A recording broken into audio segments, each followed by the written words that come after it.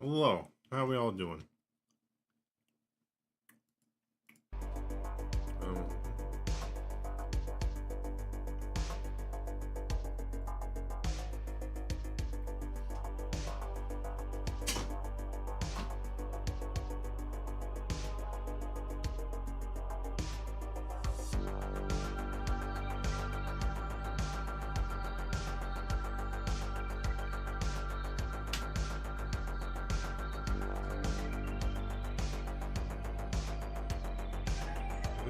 Here.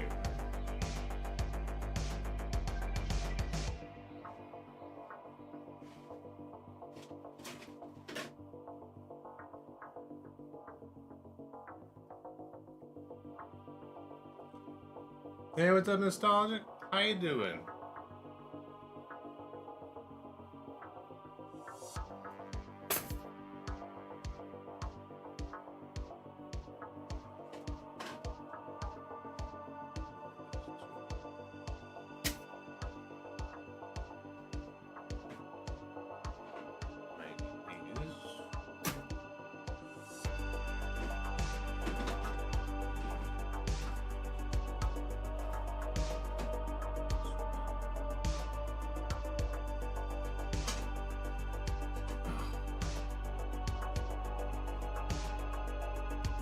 One of my newer shirts. Yay. What? I haven't worn it in a while. Because of, it's so hot to wear long sleeves.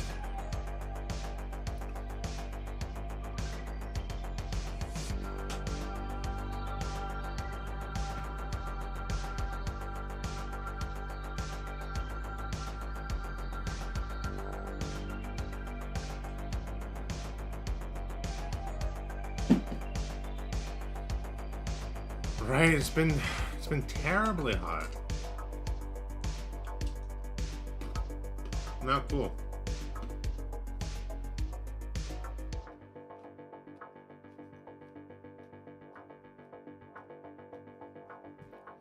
So we're gonna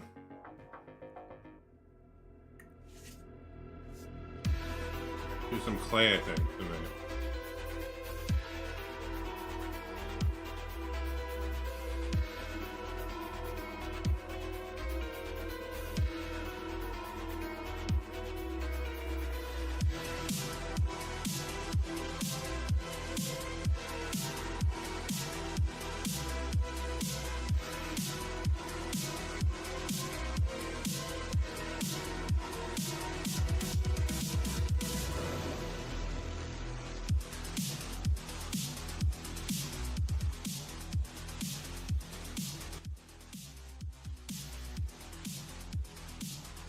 Also, I'm pretty sure I fixed the alerts and all that. I know they haven't been working for a while, but I'm pretty sure I fixed them.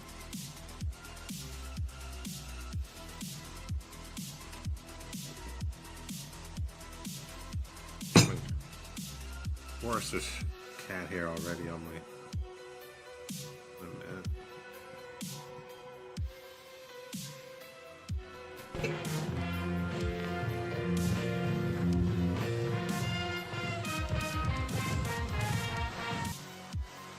Nice new silicone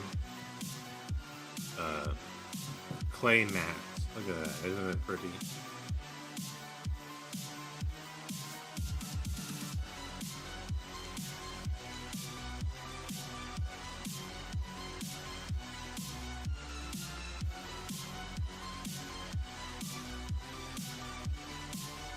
Blue's your favorite? Blue's my favorite. Right on. Cool. Oh, I was working on something the other day.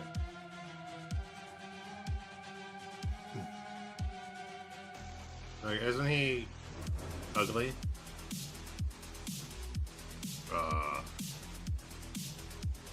Little brains showing. His little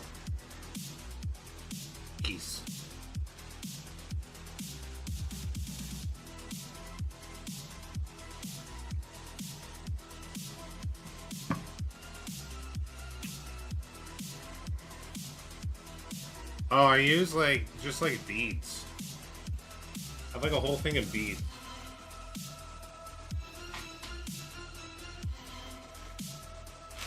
Like beads.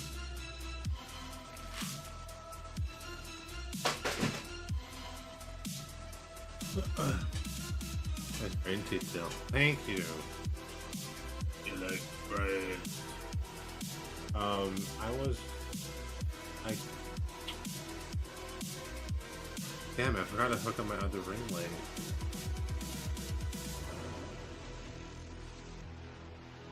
Usually over there. Oh shit, that's okay. Yeah. I hadn't done clay in a while, so I figured why not do some tonight? I think we might try and do something else. Trying to think. I had like an idea for like maybe try and do like a spider creature or something like that.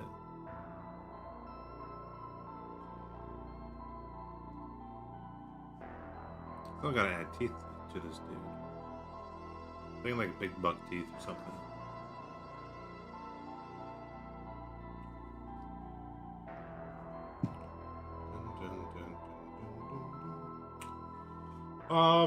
Okay.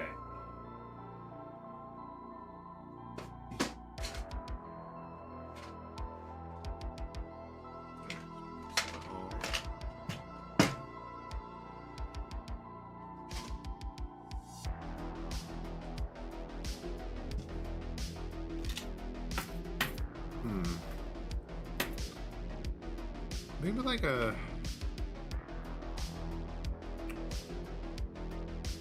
I'm thinking like a...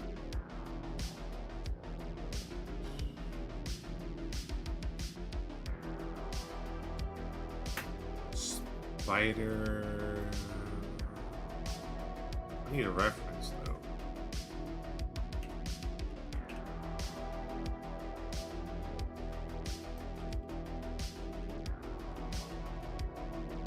Ugh, I hate spiders. Blech.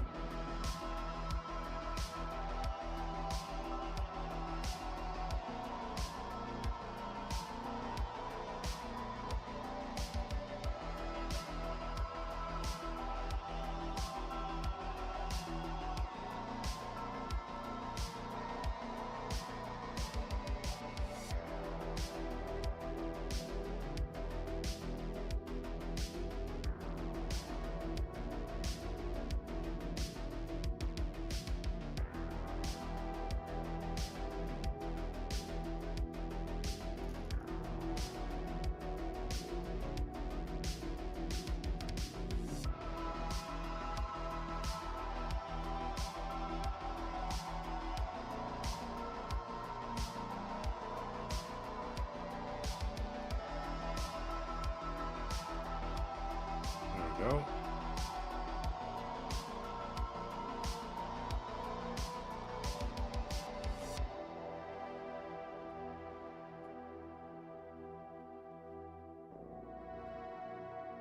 All right, let's get some reference here.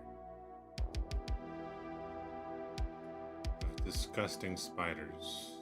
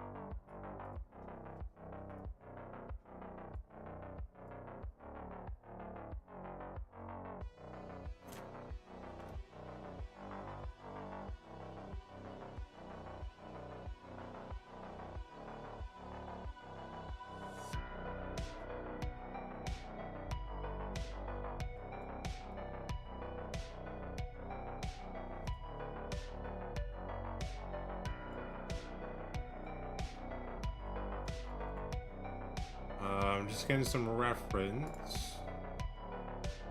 Um, hmm.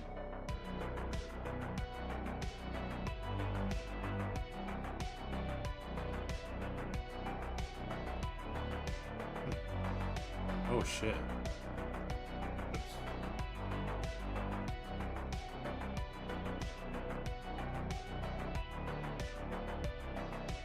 Oh, is that photo too big?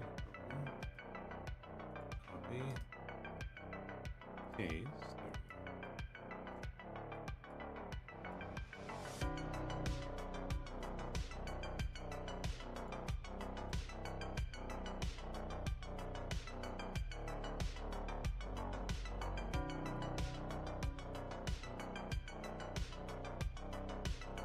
Spiders are gross.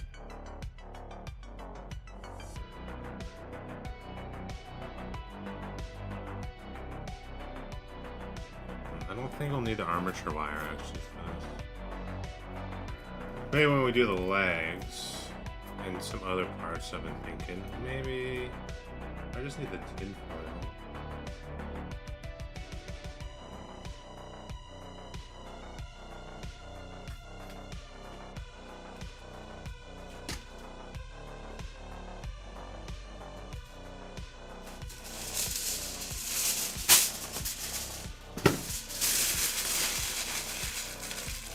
How big should this thing be? I don't want to go too big.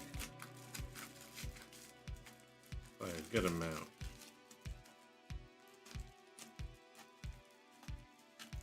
Maybe like the butt.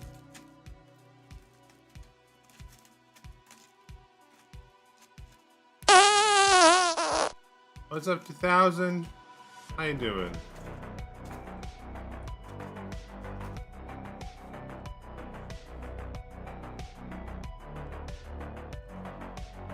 Did you guys hear that fart? I think it's working now.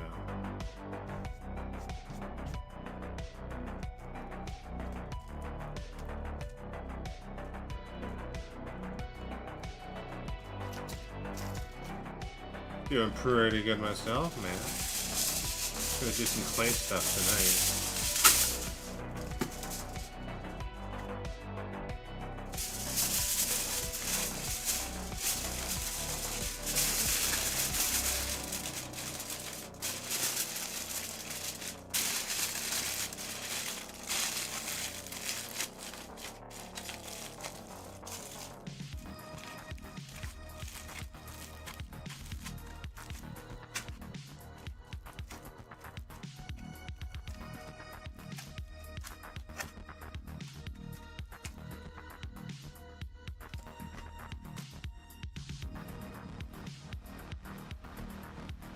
Alien dance.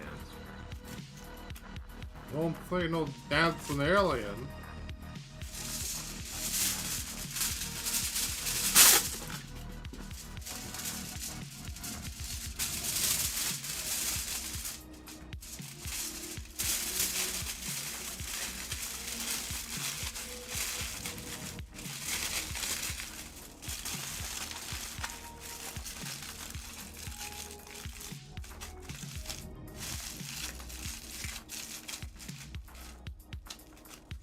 Might be a big fucker. Not too big.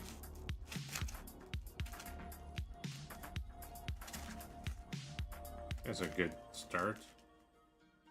It's like a like a fucking whatever. Anyways, so it's just what I need to get my mind off things. What are you doing today? Gonna try and do like a spider thing. What's up, Pink? How you do?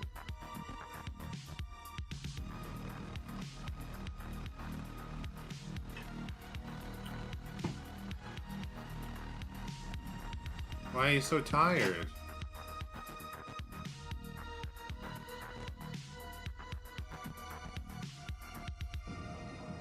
Yeah, alien monster spider, something like that.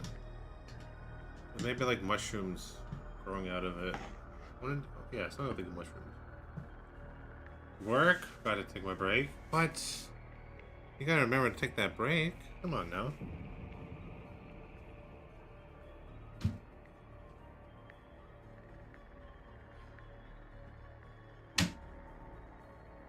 chocolate, anyone?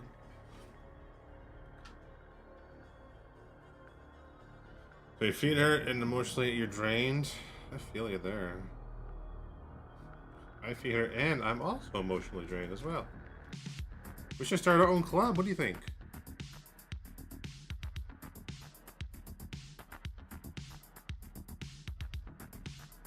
Hell yeah, let's fucking do it. Oh man, this is really hot. Okay, so we got that. We're gonna need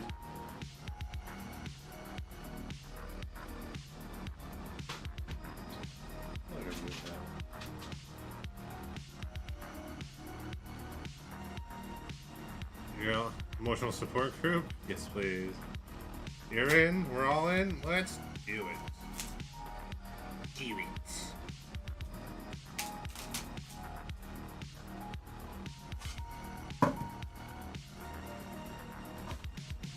Do it. Oh, you guys missed it. Something I was working on last night.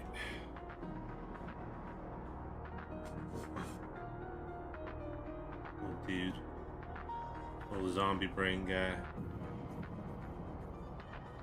Kinda cool, right?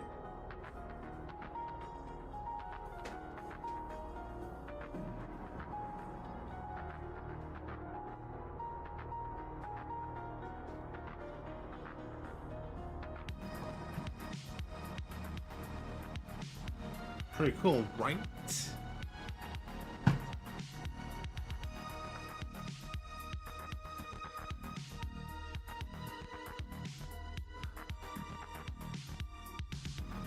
Let me some good old monster clay. So we bulked it out in tinfoil first, so we don't use a lot of the clay, right? Safe clay.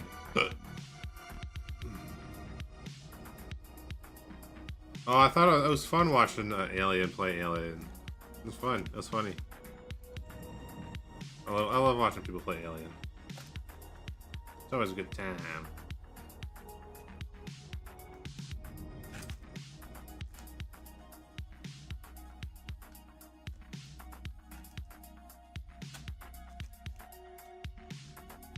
I never really get to like watch people stream.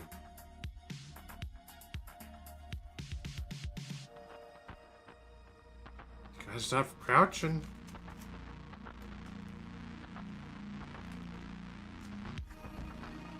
I get that that's scary, but you die more times if you don't crouch.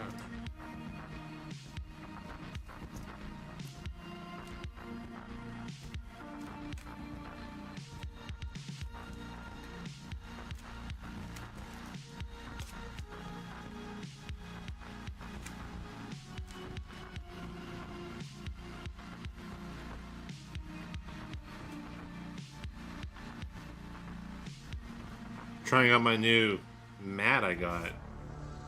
$20.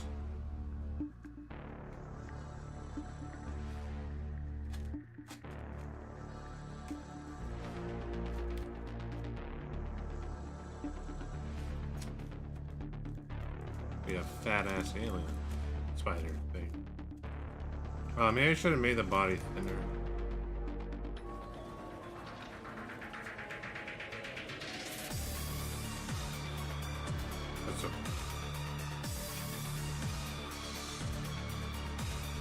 Oh, I love monster clay.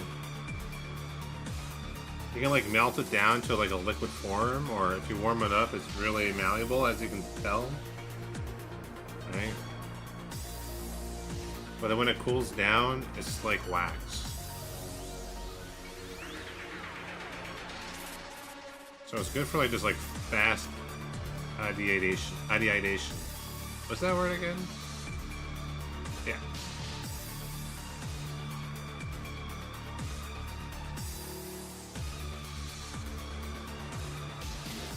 You know what? I'm gonna remove this. Actually. It's like chocolate and poop.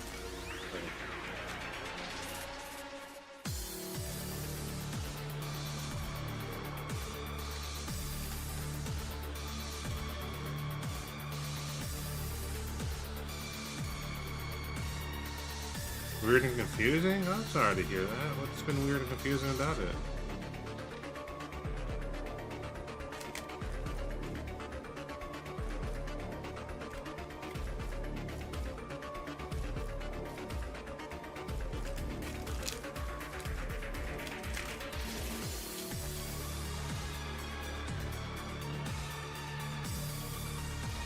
Yeah, I think I like...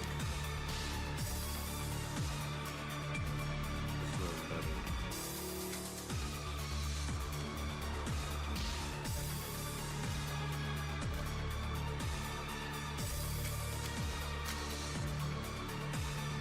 Smaller body, bigger back. I think it's better.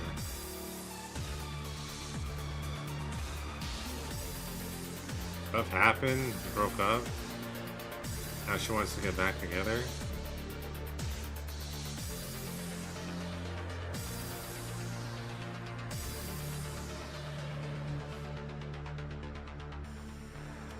Well, only you would know if that's a good idea or not, right?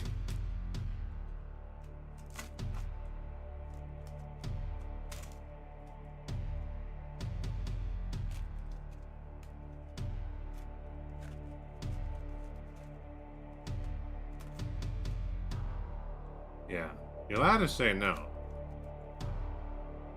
You'll get another girlfriend.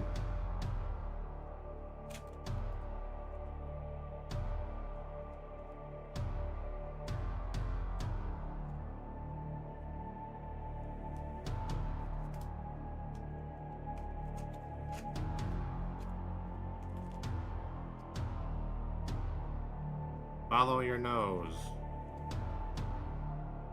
Hey Valor, Christian, how you doing? Hope you're doing well.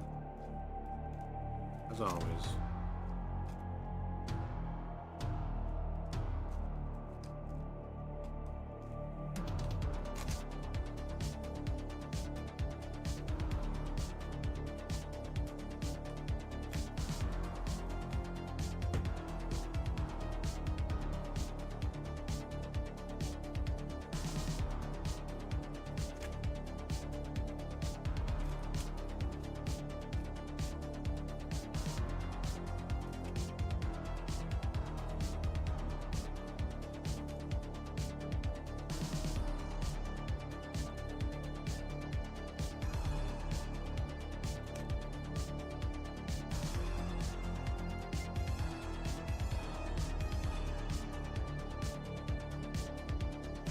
Let the past die, Christian. Embrace the future.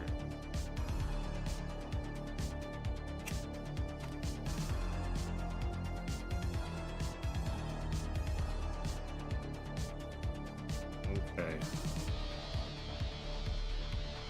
Yes, it's a giant poop. Exactly. I'm doing a poop monster. That's what I'm doing.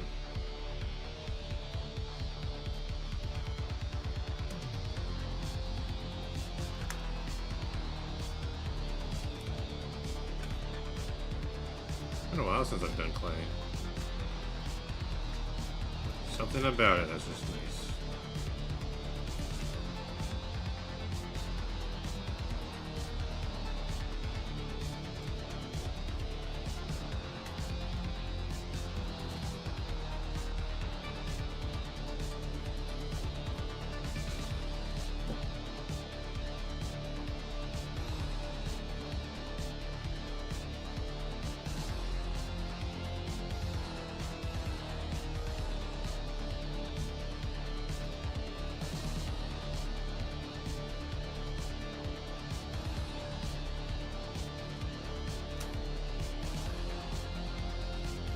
I'll know when I talk to her next. Anyways, do you know any good apps like Blender for mobile to practice on? I'll wait to get my laptop running again. Do you have an iPad?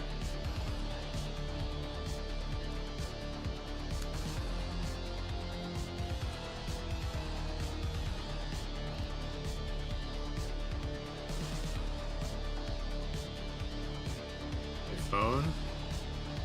Check out Nomad Sculpt.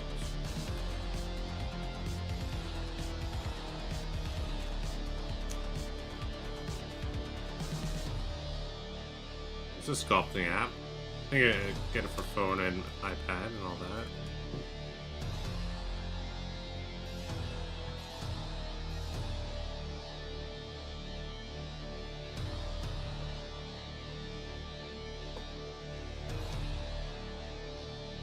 $25. No, the first one. NOMAD.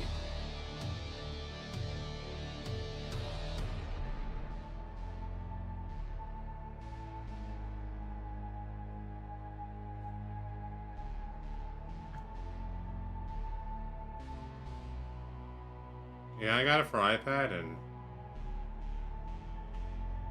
good.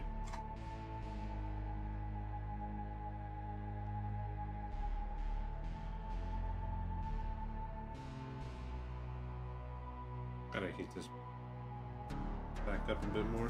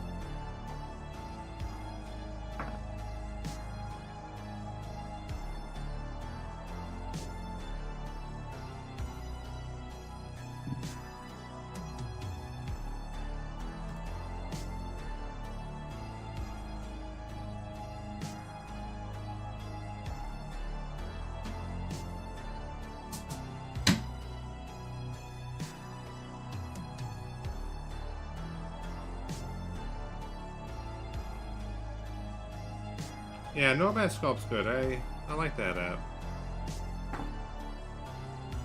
Some pretty cool features to it. And they're always updating it. I think it was made by like one guy.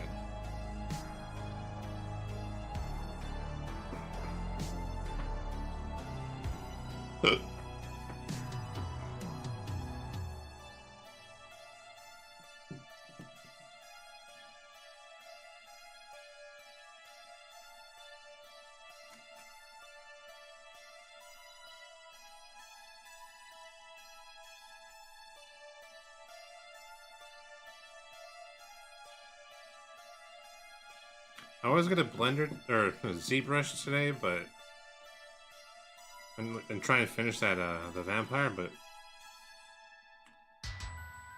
I wanted to do clay. It's been a while. I think of the last clay we did. I don't remember.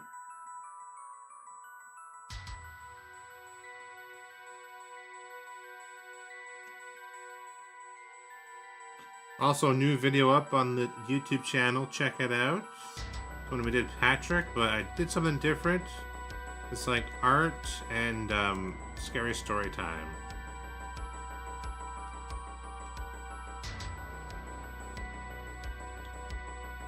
I like switching it up. Yeah, it's been a while since hand cam. Like the hand cam. Don't be gross. But I will allow it.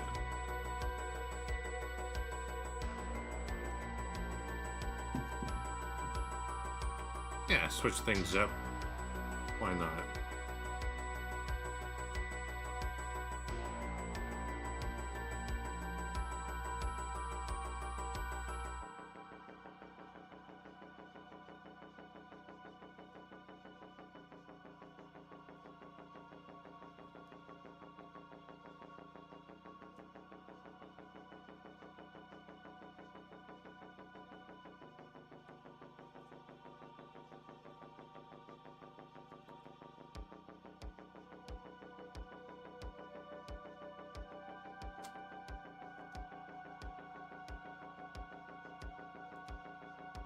Was it the head bust that I was trying to do last time?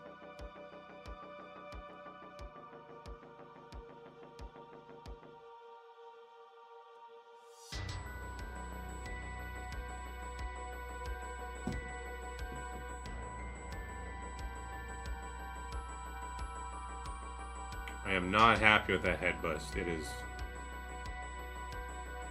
I don't like it.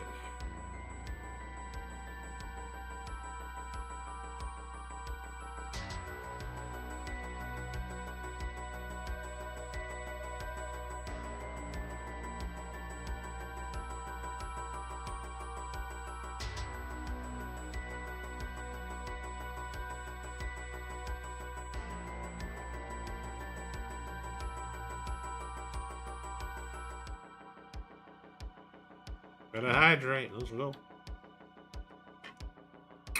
Delicious nectar. Nectar of life.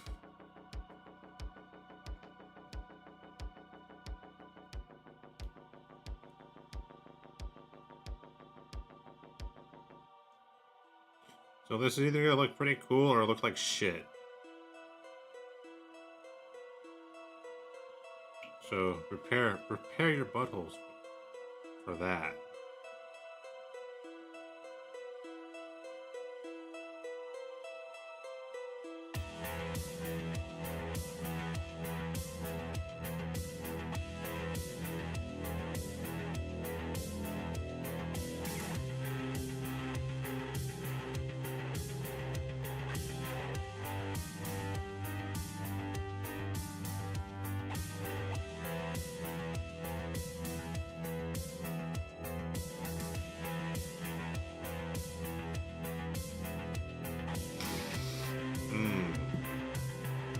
Love that smell.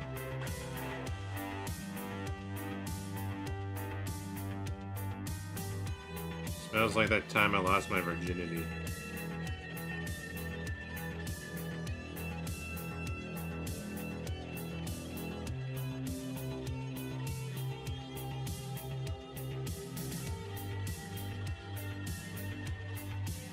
No.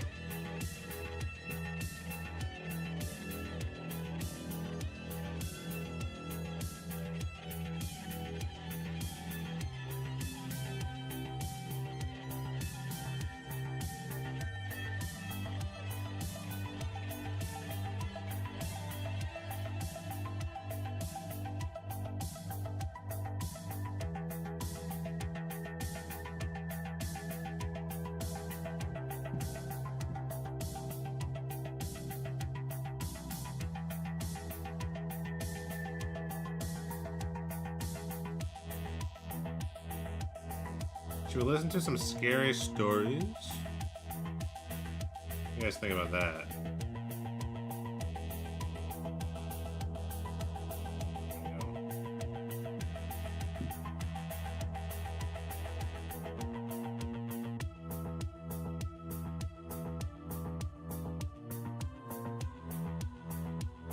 Yes.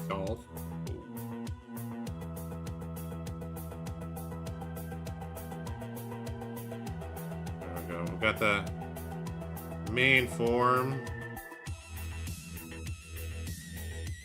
I mean, it doesn't look like much because we just started, okay? Holy shit! Fuck. Enough. Okay.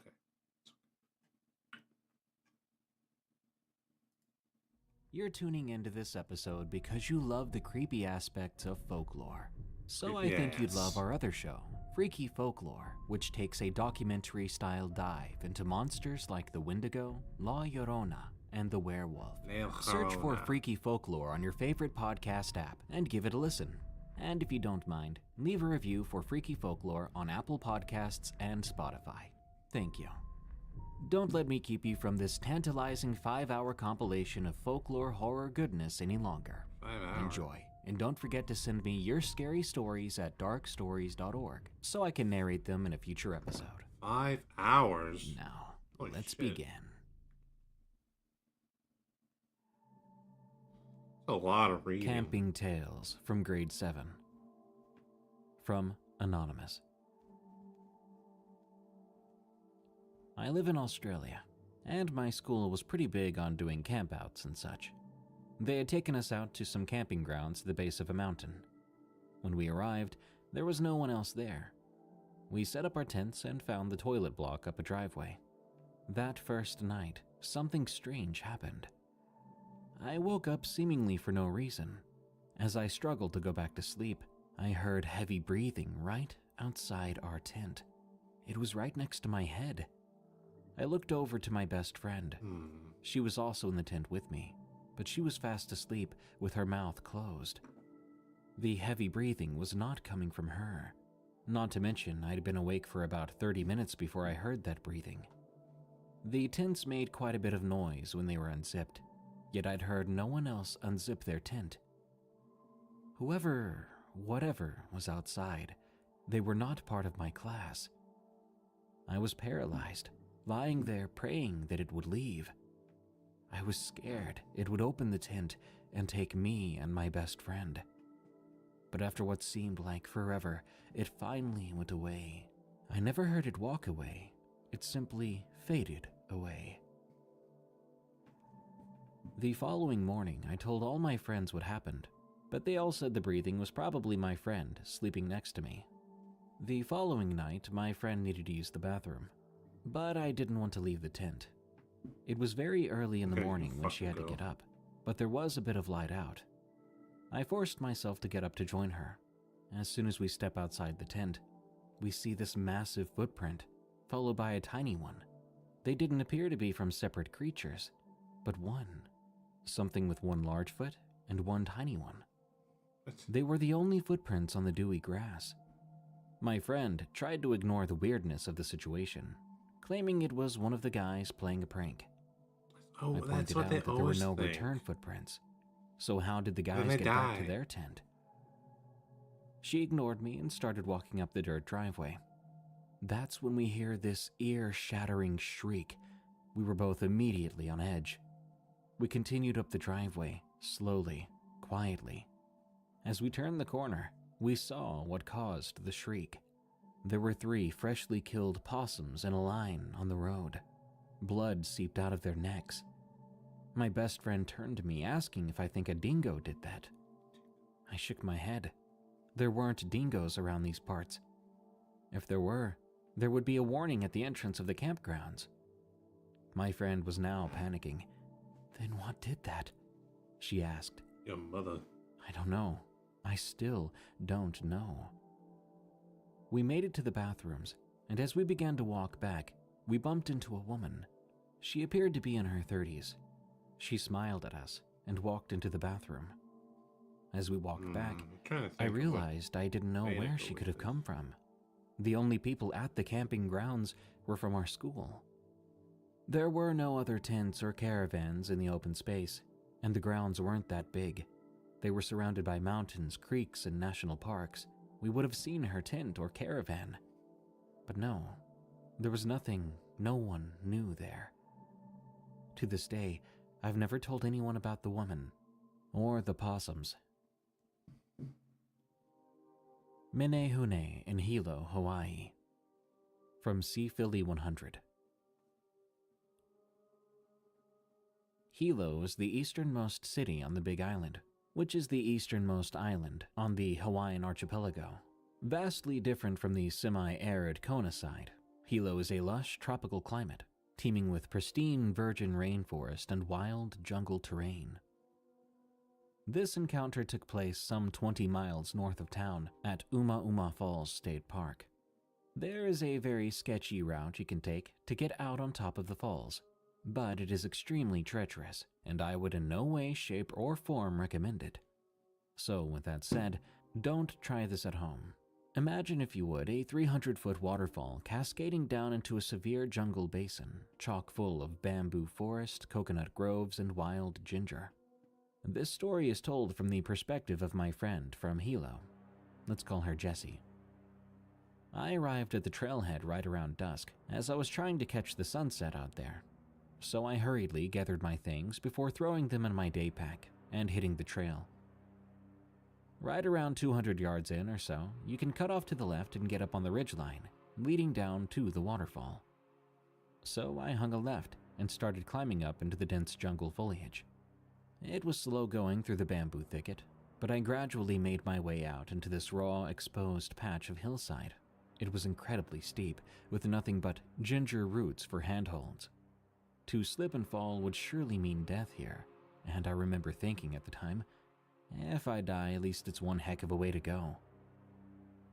Sweat beading on my brow, I finally crossed the open field, and I found a nice little ledge to post up on at the base of a cliffside.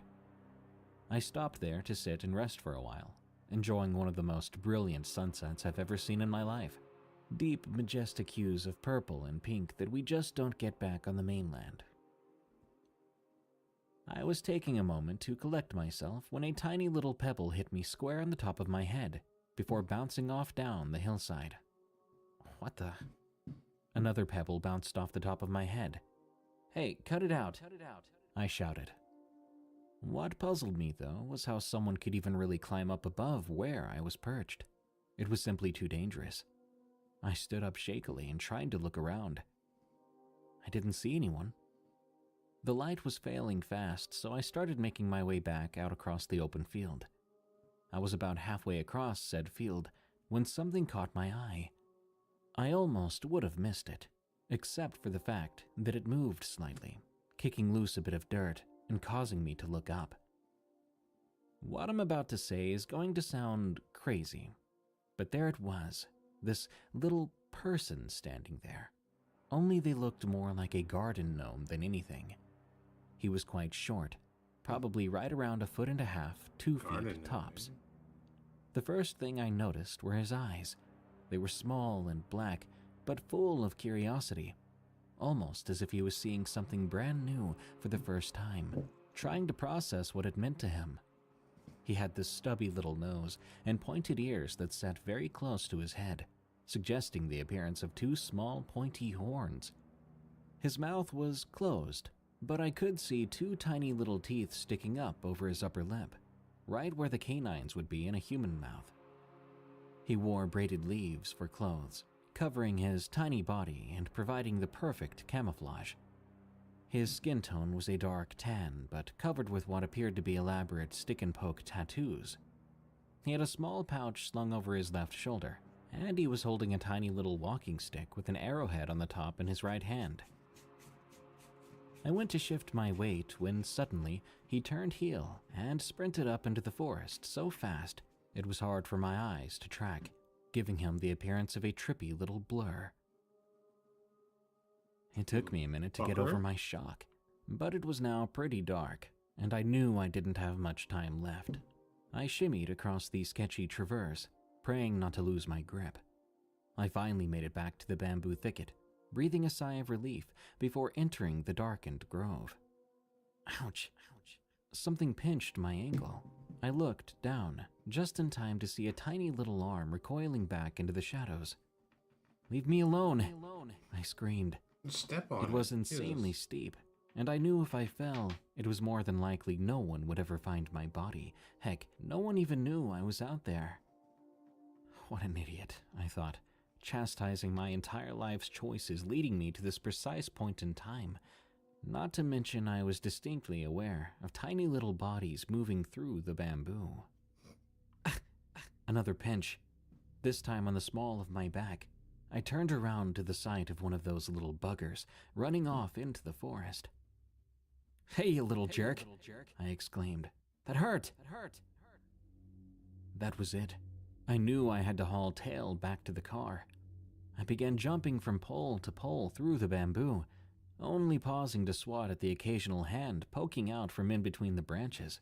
I could hear this weird high-pitched laughter all around me, as well as the sound of broken pidgin and native Hawaiian, though I couldn't make out the dialect. I was crying by then. I truly thought I was going to die, and those painful pinches just kept on coming.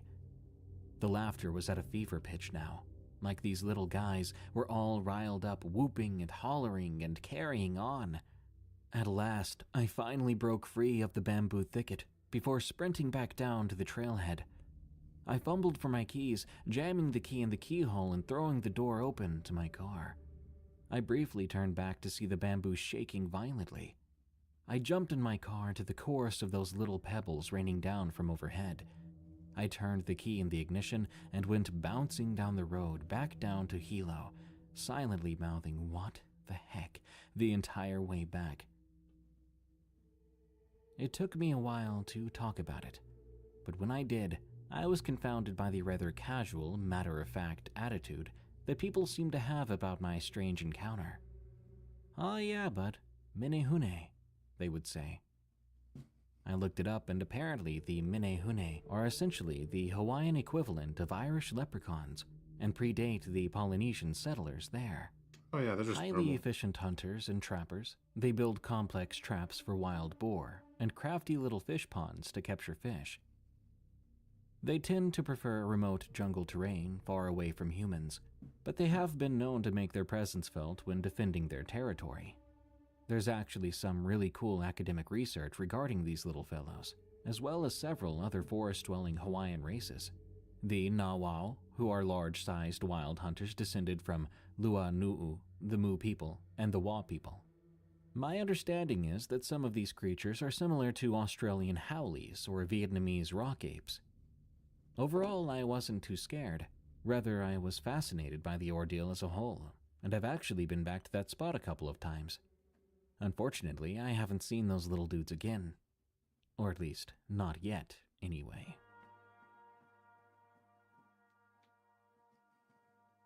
My Sister and the Vampire. From Anonymous. Spooky. You know, I never really thought I'd be sitting down writing an experience like this that involved me. But after a while had passed since this incident, I figured now I can tell this story. Now I should explain that I'm adopted.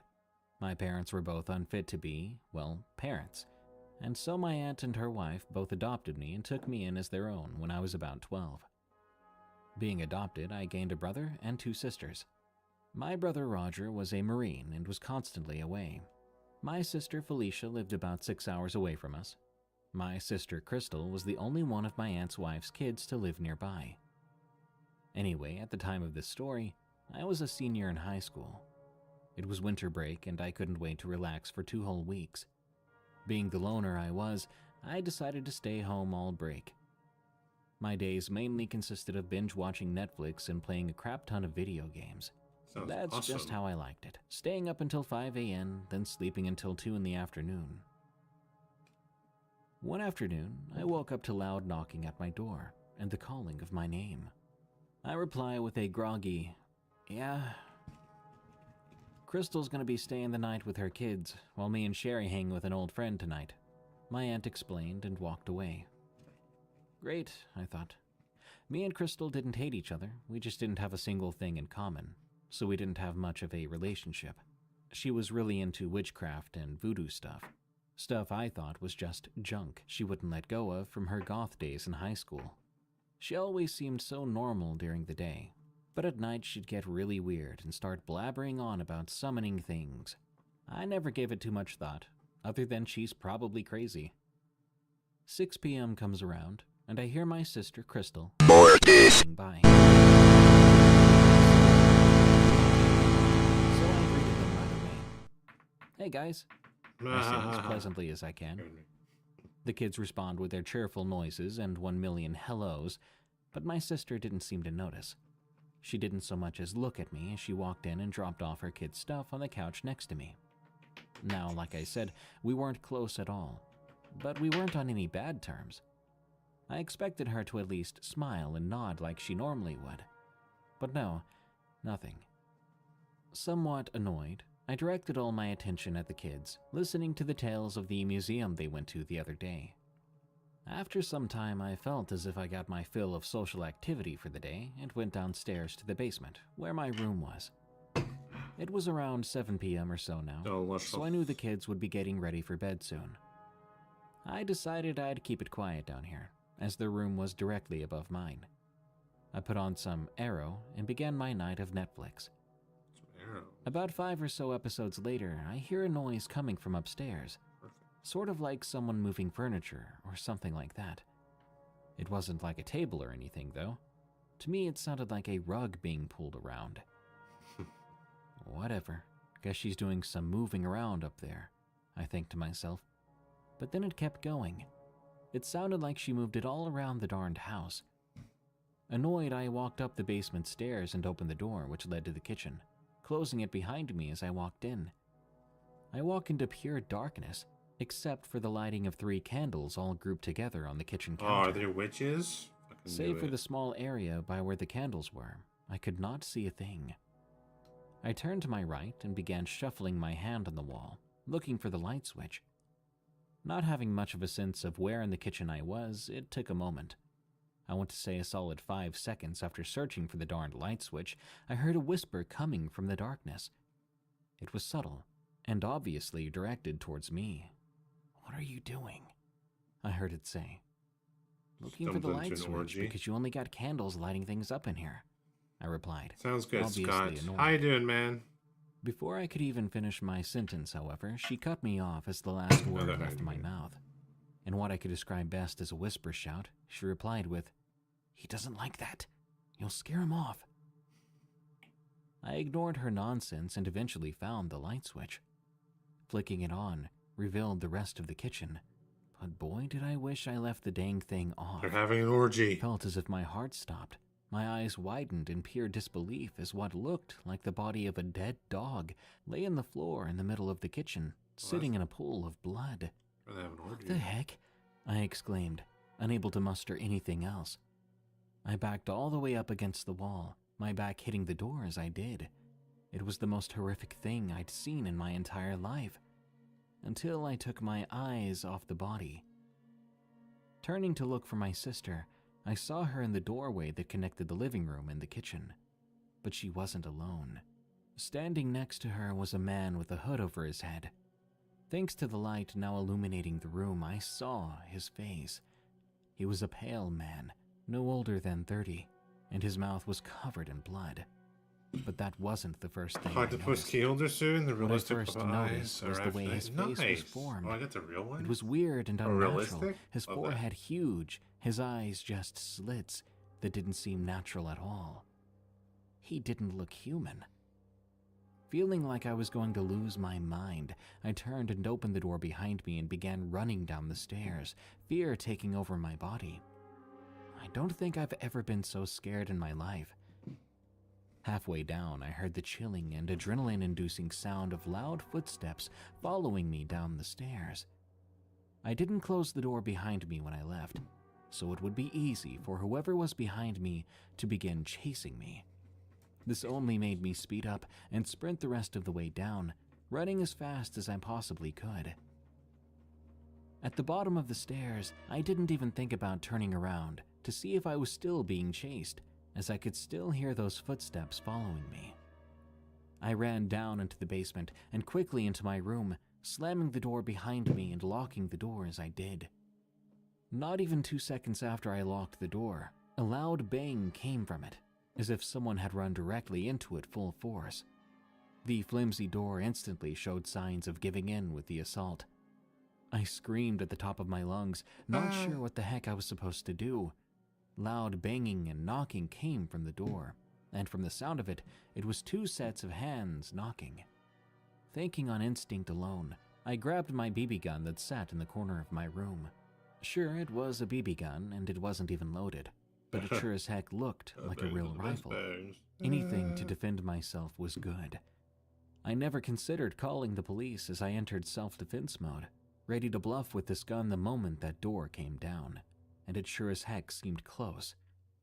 The banging and yelling increased as I heard my sister yelling things like, "Open this door," and "We just want to talk." But I didn't hear anything from the voice of the man she was with. He remained silent, banging on my door with my sister. "I'm armed.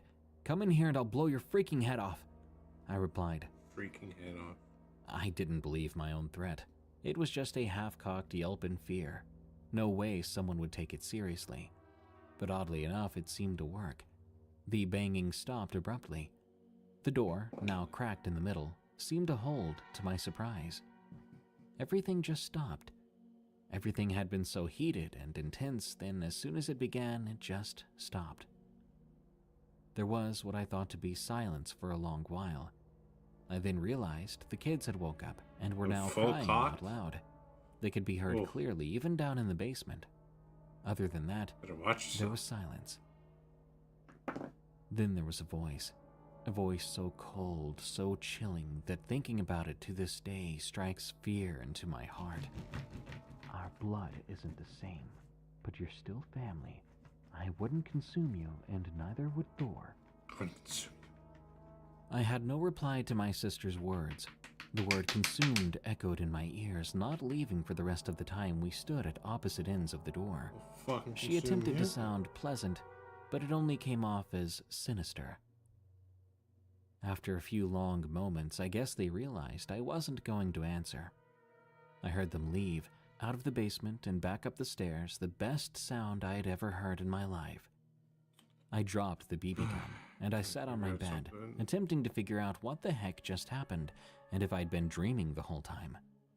Obviously, I hadn't been. I couldn't believe anything that just happened, I just couldn't. I didn't sleep for what seemed like hours before the sun came up. I waited for my aunt and her wife to return home and see the mess that was laid out in the kitchen. But to my dismay, that never happened. Instead, they came home to find nothing in the kitchen. It was cleaner than it was when they left. I couldn't believe my eyes. I frantically explained what happened, but without evidence left behind, they didn't believe my story. They assured me it was just a dream. I tried showing them the busted door, but they shrugged it off as the door being flimsy and old, just wear and tear they didn't notice from over the years. There was no way it was just wear and tear.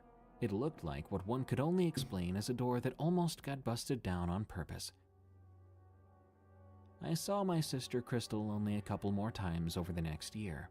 Each encounter, she acted as though the events of that night didn't happen, and in fact, slowly seemed to try and make an effort to become closer to me. Something I was not down for. That fall, I applied and got accepted to a college about 2 hours away, which is where I live currently. I I haven't heard from her since the day before I left for college, where she told me to stay safe because there are a lot of crazies out there. Yeah, trust me, I know. To this day, I wonder if it was all a dream, but thinking back to that busted up door, I know it was definitely not a dream. This past winter break, I decided on staying with a friend as I knew Crystal liked staying at home with my aunt during the holidays. But right around the corner right now is spring break, and I have no place to go but home. I'm hoping it was a one-time deal, and I'm praying not to see what I saw that night again, nor the man that she was with. To better understand the next story, I'm going to have to put the first entry to the story, which I narrated over 5 years ago, right here. Point Pleasant, West Virginia. Submitted by Josh P. Whenever I hear a Mothman story, it tends to be rather personal to me, and even sometimes frustrating, as I've had my own encounter with this creature, which is quite different from other stories you may have heard. For context, I grew up in the suburbs of northern Ohio, right outside some big cities. The thing with Ohio is that you're never more than 20 minutes away from some rural parts. Therefore, I was well versed in both city and country living. My parents, on the other hand, were amateur ghost hunters and frequently went out of town to ghost hunt. One spot they came across was a small city in West Virginia named Point Pleasant. Any fan of cryptozoology or the paranormal would know of this place. Oh, yeah. So it was no surprise when my parents fell in love with that area. So much so that when I was about 13, my family bought 100 acres of land, a mere 20 or so miles from the town, right along the Ohio River. It was our little retreat where we would go every other weekend to escape the drag of everyday life. Now, our property has much history on it, allegedly. According to legend, a now dead Shawnee chief cursed our land and the surrounding lands. Ever since we got there, I've heard of a werewolf sighting happening in town just last October, and my mother herself swears she saw a little boy roaming our campsite. But none of these come even relatively close to my encounter with the ominous and legendary Mothman of Point Pleasant. As most of you probably already know, Point Pleasant is one of the first locations the Mothman has ever been seen, for the most part, so it was a must for my family and friends to go out and explore the areas he is said to roam. As practically everyone in our town has had an encounter, we asked around town first for some good leads. And a lot of good online research shows that the Mothman lives in these old World War II bunkers just a few miles north of town. Allegedly, the bunkers were old bomb warehouses in the 40s and 50s, but after the war, the government closed up the bunkers and turned the surrounding land into a state park, patrolled by park rangers. Naturally, we sped through the back roads until we found the park, and after an hour of driving around the forest in broad daylight, we decided to get out and finally walk around. Immediately, we came to these paths with chains going across, eliminating vehicular travel, so we walked through. About 100 yards down the trail, we came upon a small clearing.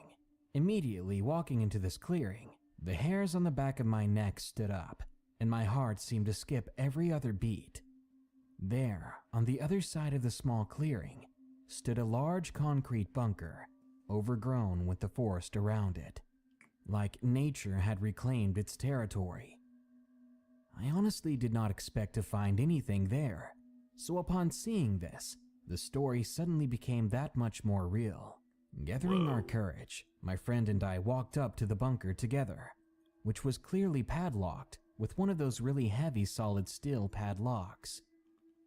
The first thing and probably most intimidating thing we noticed was the bright caution sign on the door, warning us of highly explosive contents. That was scary enough in and of itself. But being the idiotic 16-year-old I was, I laughed to my friends to try to impress them, and I put my ear against the solid metal door, listening in for anything. But it was silent. I then grabbed the long metal door handle and shook the door with all of my might. But of course it barely budged, despite being probably 60 or 70 years old. We took plenty of pictures, and then moved to find more bunkers all on separate paths down the road a bit more. Nothing out of the ordinary Oh happened, yeah, you guys have 4th of but for July, some don't reason, you? my mother refused to return to that first bunker we came across. All she would say was that it gave her an uneasy feeling of dread, and she desired to puke the closer she got. This was honestly kind of unnerving to hear. My mother has dealt with far worse things many times before, That's often exciting. with the supernatural, and she has been barely fazed by those. But something was different about this You guys have any place. 4th of July plans? Beyond that, Plans? nothing Yeah. happened regarding the Mothman for a while. That was until this summer, nearly 2 years later. This happened about a month and a half ago. Myself and 5 of my closest friends all went on a camping trip to my parents' property near Point Pleasant, in the hopes that we could enjoy one last outing together, as most of us were leaving for the military relatively soon. At the time, we were all 18 except for our friend Dylan, who was 25. It was our first night there. We were sitting On around the the lake campfire on your telling buddy's jokes and boat? stories, just Getting being into average trouble? teenagers.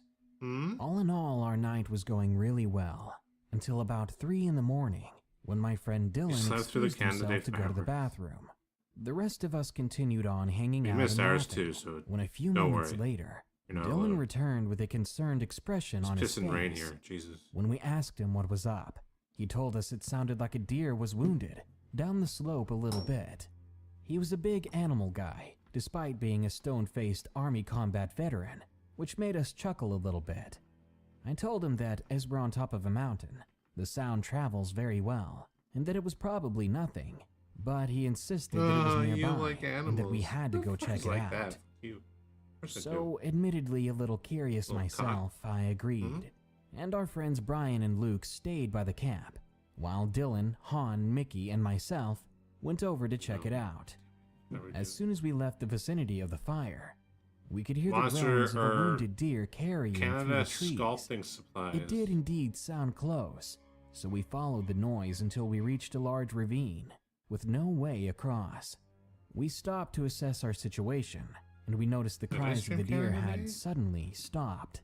In fact, every night creature had stopped making any kind of noise, and only the gentle Heard flow earlier, of the wind through the even though it was trees raining and remained. thundering at the time of neighborhood This loves creeped us fireworks. out, wondering if Moth, there was a any predator holiday, nearby, birthday, Halloween, as 9/11, doesn't bears, matter, mountain you'll always hear lions, and them grumpy. coyotes, and all sorts of poisonous snakes roamed these woods. Dylan and myself You guys just love thankfully your brought fireworks. guns. He was carrying a 12-gauge Remington shotgun, and I had with Yeah, me just a Canada Days, semi-automatic whatever. Colt AR-15, Just another day. both very capable of handling a bear or mountain lion. After 15 minutes of searching for a way to cross the ravine, we gave up, and we began to head back the way we came. But the moment we got about 5 steps away, the groaning of the deer started again, louder and more drawn out than before, so we turned around. But again, it stopped. This irritated my friend Han, It was like who then thundering and stalked lightning down and stuff toward like the edge of that. the And we're like, ravine, yeah, what's the point shining of going his to watch light the below. fireworks if they're even going to Just happen? then, So. his flashlight cut out, and before anyone else could react, we all felt a massive gust of air, along with an enormous presence, looming before us.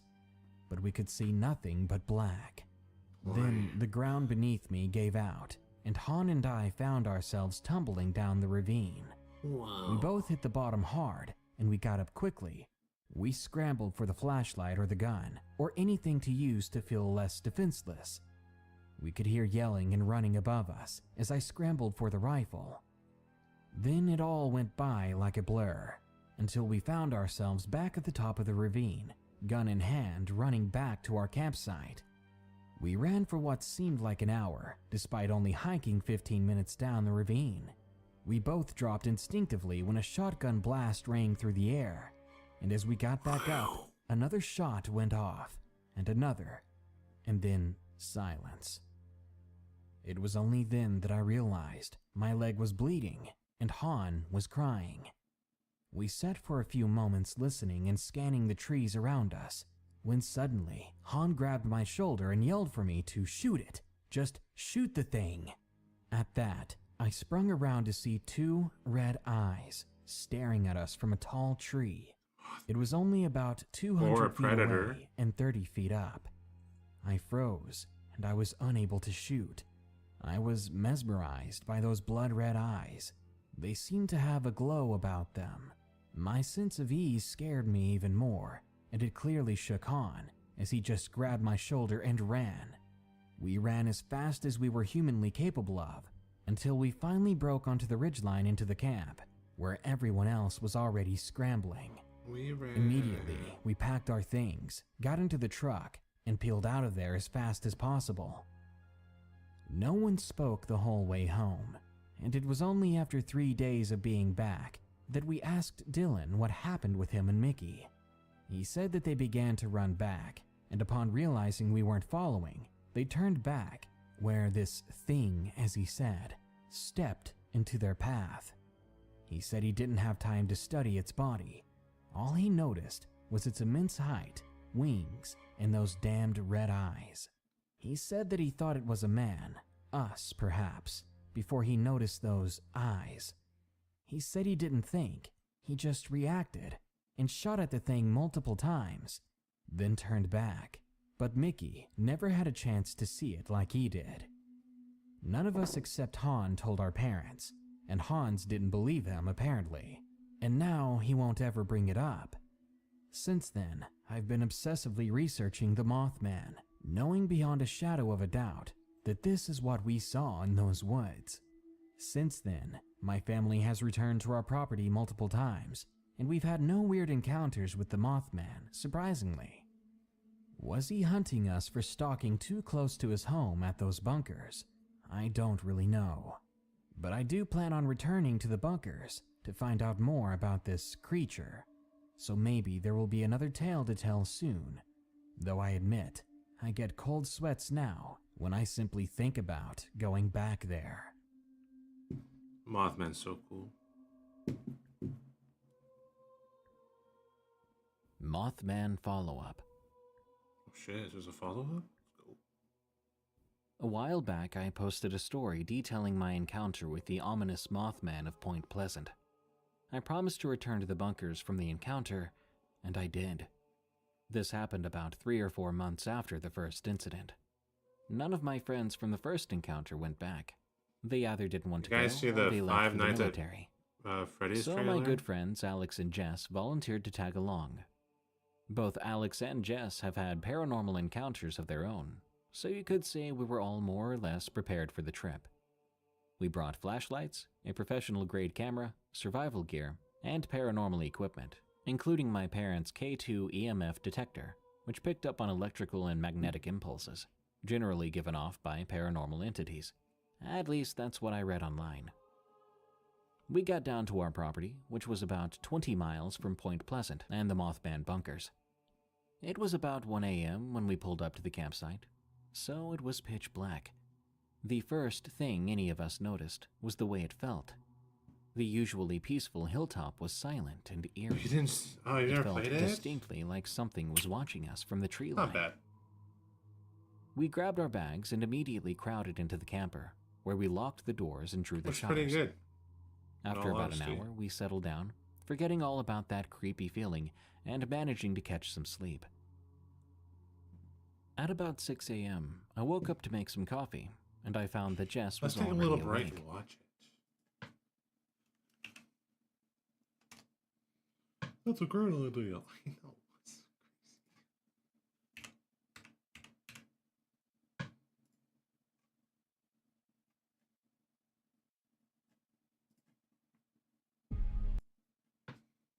It's insane.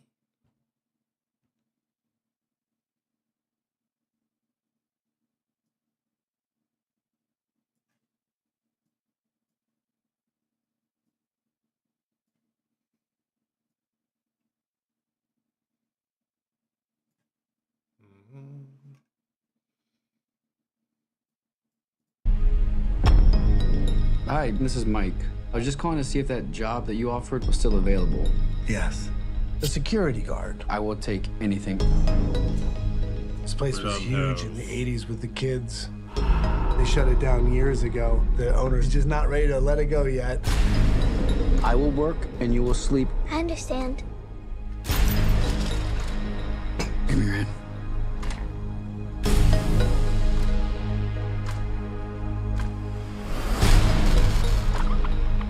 Megan was. All you have to do is keep your eyes on the monitor. Welcome to Freddy Fazbear's, where fantasy and fun come to life. Okay.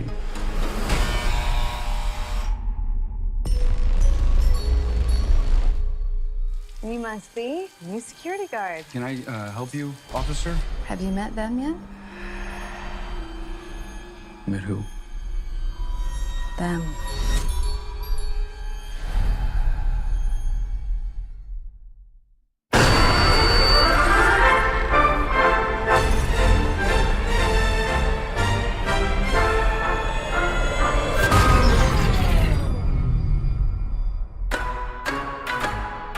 In the 80s, kids went missing. The police searched Freddy's top to bottom. Hello? They never found them. That's why the place shut down. There are ghost children possessing giant robots. Thanks for the heads up. Technically, they're animatronics. What do they want? They want to make her like them. Happy? Tell me how to stop them. It's too late. Robbie, go!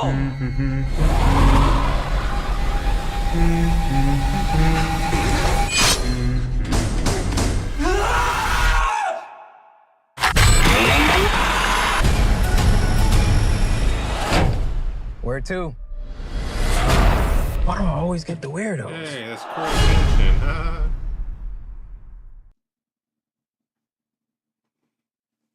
Have they only hurt adults? There's like a whole lore thing. It's just too convoluted to get into it. I don't know. That looks good.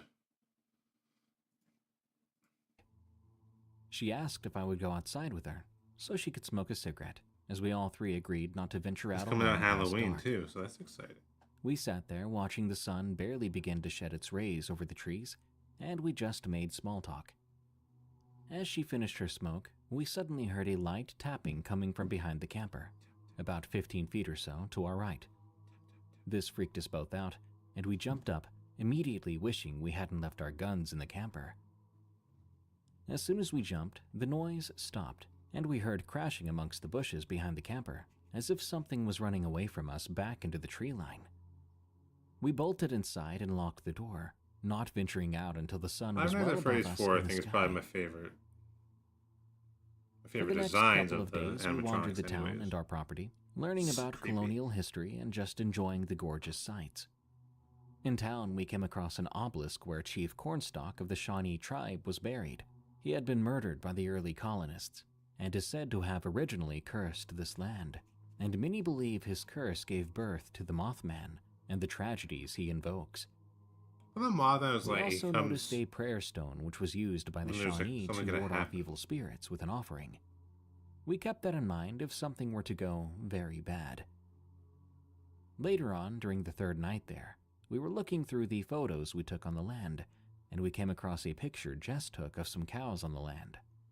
The cows seemed disturbed by something, and as we zoomed They in have hand Chuck E. in Cheese in hand, it Canada? became Yep. overwhelmingly clear that something was there. They do weddings? Something was What? watching us from the trees, and we hadn't even noticed. This shook No us with way. fear, and we stayed up all night researching and pretty much just freaking out over what we have on photo. We decided the next evening we'd go to the bunkers. The following day, we rolled up to the bunkers with all our gear, ready to investigate. It was about 8 o'clock in the evening, and the sun was just beginning to set. I loved We Chuck hiked E. up to the Cheese, first bunker, where my mother felt the most disturbed with the Creepy-ass K2 rat. meter on. but It was on the lowest level, meaning electronic and magnetic impulses were low, which was normal for the middle of the woods. As soon as the bunker came into sight, my heart nearly ripped from my chest. The closed and bolted door to the bunker was wide open. At that moment, the K2 meter spiked to the maximum level, meaning there was an extreme presence nearby. All my instincts told me to run, but our curiosity pushed us on into the bunker. Inside, the bunker was ice cold, and so dark my flashlight barely cut through the thick air. Jess sat near the door to take pictures, while I dared to venture a little further in. It was super quiet, and every little noise we made was amplified tenfold, echoing throughout the complex. Every picture Jess took sent a shiver down my spine, and we couldn't shake this morbid feeling of dread. Suddenly, there was a crashing of branches from outside. Alex yelled we had to go, so we hurried our way. Imagine getting married at the place you've dreamed of since you were a kid. Well, love is in the air, I thought this was a Webby skit. and it smells like pizza. Introducing Chuck E. Cheese wedding packages. For the couples who don't want conventional, they want unforgettable. Get all the little touches that could only come from Chuck E. Cheese. Our interactive dance floor, an in-house DJ, and a reception that just doesn't stop.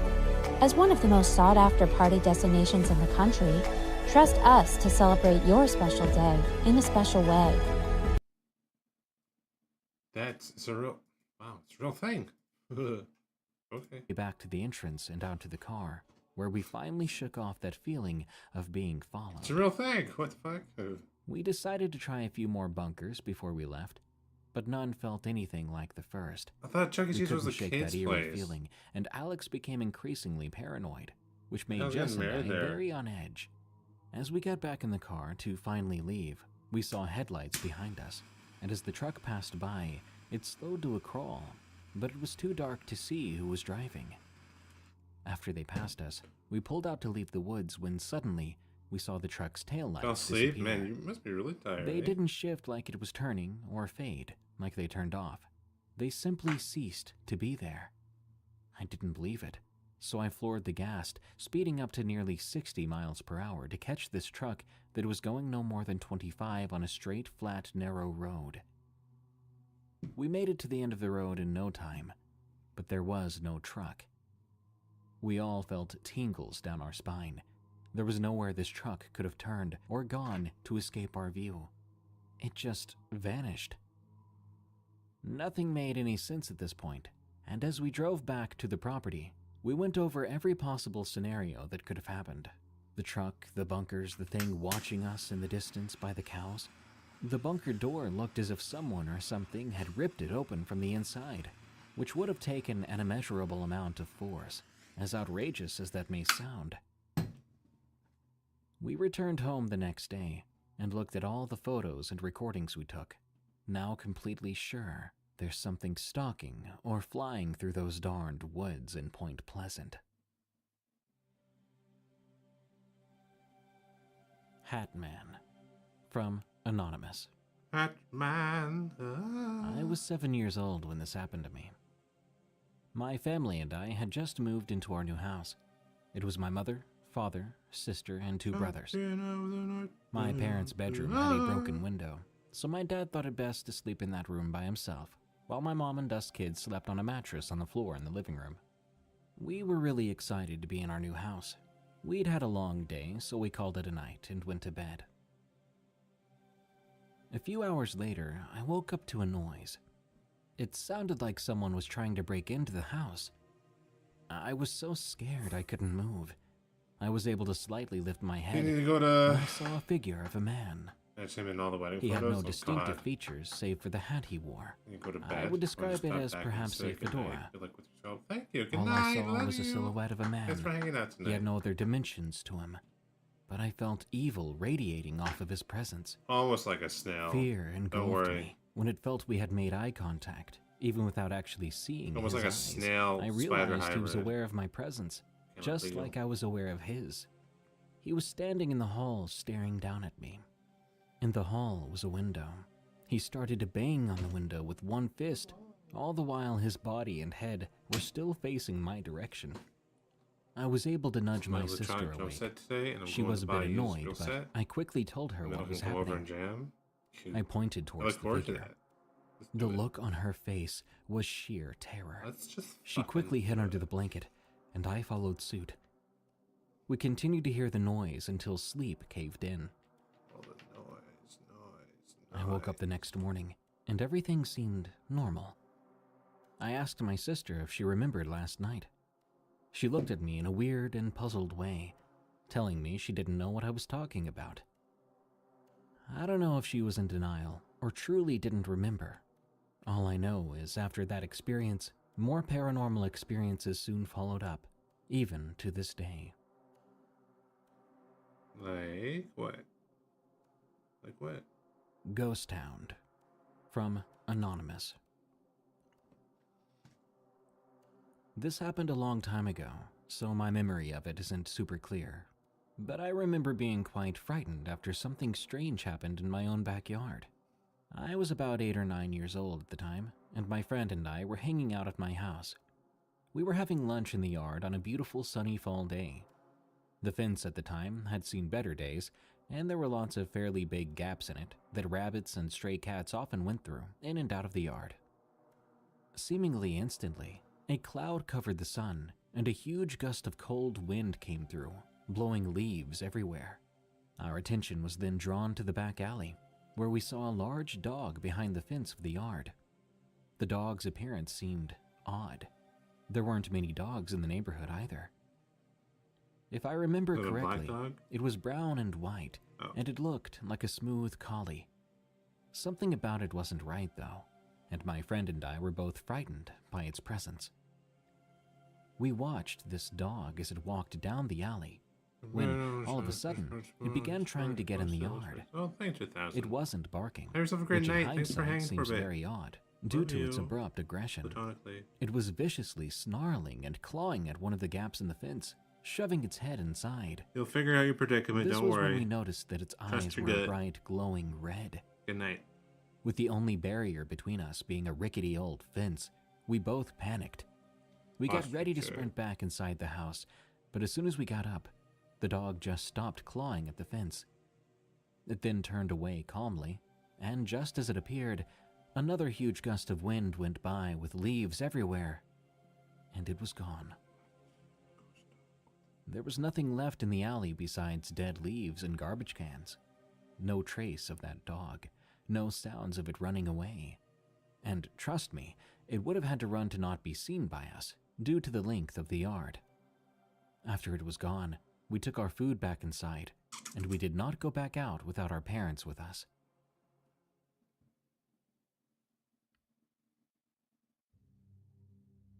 I saw the Grim Reaper. From Anonymous. My name is Magnus, and I'm from Iceland. I saw the Grim Reaper. In the year 2014, I was 13 years old. My family got a puppy because we thought our old dog was going to pass soon. She was getting weak. She didn't do much anymore, until we got the puppy, who we named Lori. Our older dog, Rose, got better and happier after Lori came to us. It was like Rose thought of Lori as her own pup. After around 6 months, Lori began having problems. She always had to go to the bathroom to either pee or poo, and I'm talking more than 20 times a day. Jesus. Her stomach became bloated. We took her to the vet and she gave us some pills, but she didn't get any better after a month or two. We found out that her liver didn't grow. It was apparently infected and was not doing its job properly. We had to take her to a better vet or animal hospital since we lived in a small town. There was just so much a small town vet can do here. Once there, we were told she would have to stay the night. I believed we would take her home the next day or the day after. However, the last night we stayed there, she was put down since the vet could not do anything that's for just her. sad. What the fuck? We discovered the problem with her liver a little too late. Now, the very same night she passed, I had a very strange slumber. It didn't feel like sleep. It didn't feel like a dream, but I knew I'd fallen asleep at some point. Some believe it to be astral projection. Maybe that's what it was. I was in my kitchen all of a sudden. I went to look through the window and I saw Lori running up towards the house, but she wasn't on the ground. She seemed to be floating. She was also transparent. I could see through her. But what I saw coming after her I did not expect. Keep in mind, I had no idea the dog had passed that night. The figure I saw I knew instantly was Death, the Grim Reaper. But it wasn't your typical look for the Grim Reaper. It was shorter, like a child in height. It had a white hood and cloak. I could not see any legs either. It still had some flesh on its face and hands, but most of it had rotted away. Lori tried to hide behind me. It didn't seem to notice me. It just went after her. This made me very angry, so I lashed out at the Grim Reaper, trying to punch it. But I was pushed back as Lori ran away. That's when I woke up. I had a weird pain in my back as if I'd just fallen on it. I told my mom about this a year later. She's a little superstitious, and I didn't want to worry her at the time. She thinks it appeared white and youthful because Lori was young and had a pure soul. The dream and the picture of that Grim Reaper is always in the back of my mind. No dream has ever been as vivid and clear as that.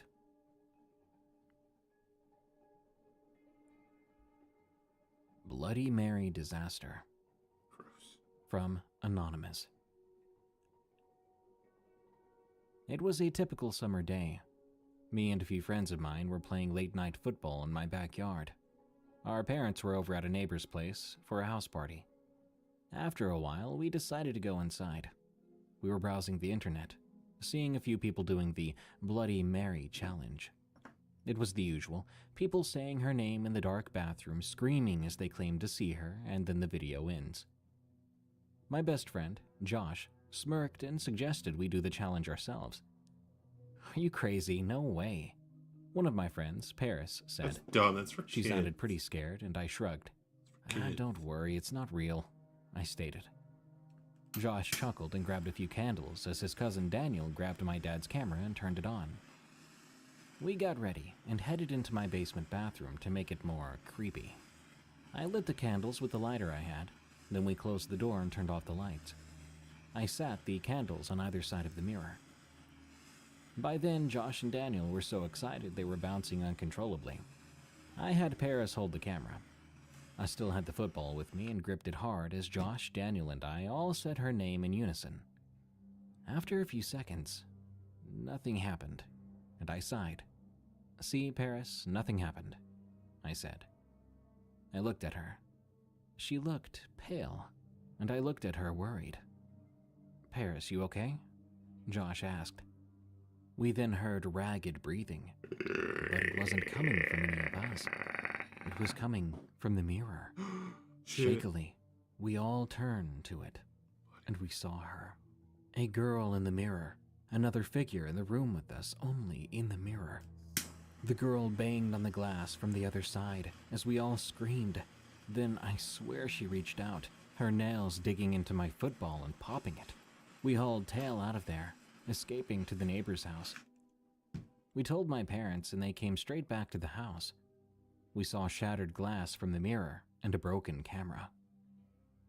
My parents were mad. They told me to just stay at Paris's house for the night so they could figure out what to do with me. I just wanted to have It's sex been with you years there. since then, and I just started college, sharing a house with Paris, Josh, and Daniel. I'd be lying if I didn't admit the feelings of being watched we all have even still, especially when we stand in front of a mirror. The Black-Eyed Boy. From Anonymous. It happened when I was about 8 years old. There were always strange things happening at my grandparents' house, but this one experience still haunts me. My mom had taken me and my brothers and sister to my grandpa's house. Naturally, all of us kids were outside playing, being loud and running around near the woods. As the sun began to go down, I suddenly got a strange feeling that we were being watched. I told my older cousin, but he just brushed it off, telling me to come inside with everyone. So we all hung out in my Uncle Sean's room, playing his old Nintendo or Atari, I can't remember which. After a couple of hours, when it was completely dark out, I got that strange feeling again, and the hairs on the back of my neck stood up. I looked over to my cousin, and I was about to say something when we both looked towards the window. That's when I saw him. A little boy with pale white skin and deep red hair was staring at us. The most horrific part about this was his eyes. They were solid black, black as coal, staring back at us. Whenever I looked into his eyes, I felt a wave of negativity, and a deep, almost primal fear took hold of me. Just as I was about to scream, my grandpa came running into the room. He glanced at the window, then charged outside, yelling at the boy in Cherokee to go away, that he's bad, that he's not welcome here. I had never seen him so angry in my entire life. After that day, we were not to play outside after dark. I've listened to several Black-Eyed Kid stories, and the one thing that's missing is an accurate description of the fear you feel when you lock eyes with one of these creepy little guys. Little bastards, that's what they are. Sleep paralysis experience with the Reaper. From Anonymous. A few years back, in my late teens, I would suffer from frequent episodes of sleep paralysis. Most of these cases involved me seeing dark, featureless figures, commonly referred to as shadow men, in the corner of my room, accompanied with a heavy feeling on my chest, and I would feel pinned to my bed. The worst of these experiences happened roughly 2 years ago, and was perhaps the only time in my conscious or unconscious life where I was thoroughly convinced I was going to die. I was sleeping in my bed when I was awakened by the sound of my bedside alarm. This initially confused me as I didn't remember setting an alarm, and it felt way too early in the morning to be waking up. My room was still pitch dark. I removed myself from the warmth of my blanket and rolled sideways to turn off the alarm, which surprisingly was set for 4:30 a.m. I shrugged it off and began to roll back waking over up to that sleep. early? Usually, I sleep on my side. I was rolling over to sleep on my opposite shoulder. However, I was unable to reach that position. I soon realized I was pinned down on my mattress the moment my back was flat on the bed. Unable to move my torso and struggling to breathe, I turned my head back towards the alarm. That's where I saw a figure that I thought was the Reaper himself, floating an inch or two above the alarm. In retrospect, this dark thing looked and behaved more like a Dementor from Harry Potter. I began to shake and fight violently against what felt like an invisible 3-ton truck on my chest as the dark figure began inching closer and closer to me. That's what I do. I remember feeling a sense of dread, convinced that I would forever be stuck in this nightmare if I didn't manage to escape before this thing reached me. Thoughts of my family and loved ones waiting for me on the other side of my consciousness flashed before me, motivating me to fight harder against the weight on my chest.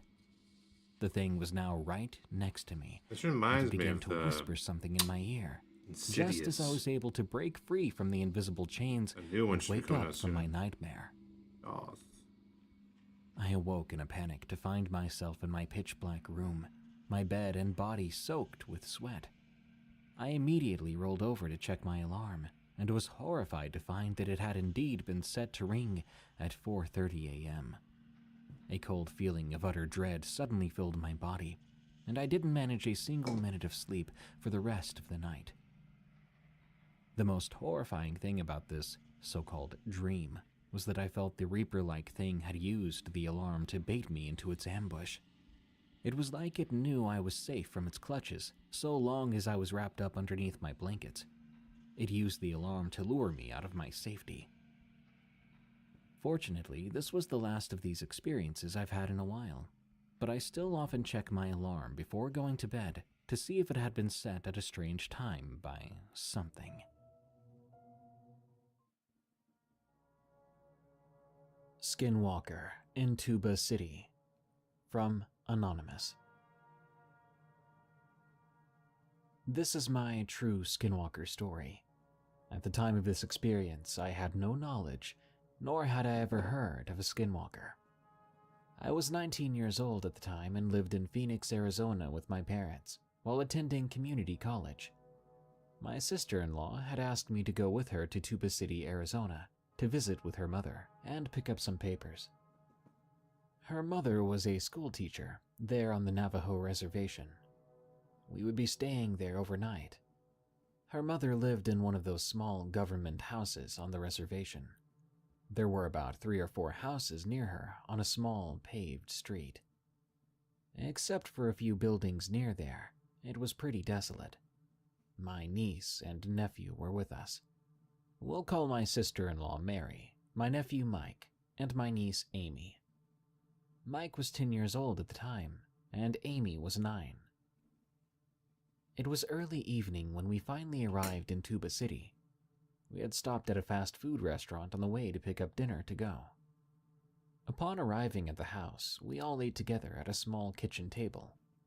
We talked and visited a while before settling in the small living room to watch some TV. There wasn't a lot to do there, so Mary and I decided we would take a night drive and explore around the reservation. I know what you're thinking. It was a very bad idea, or a dumb idea. 2 white women who are in a strange place have no business driving around at night on an Indian reservation. Whatever. We drove around for about an hour and a half.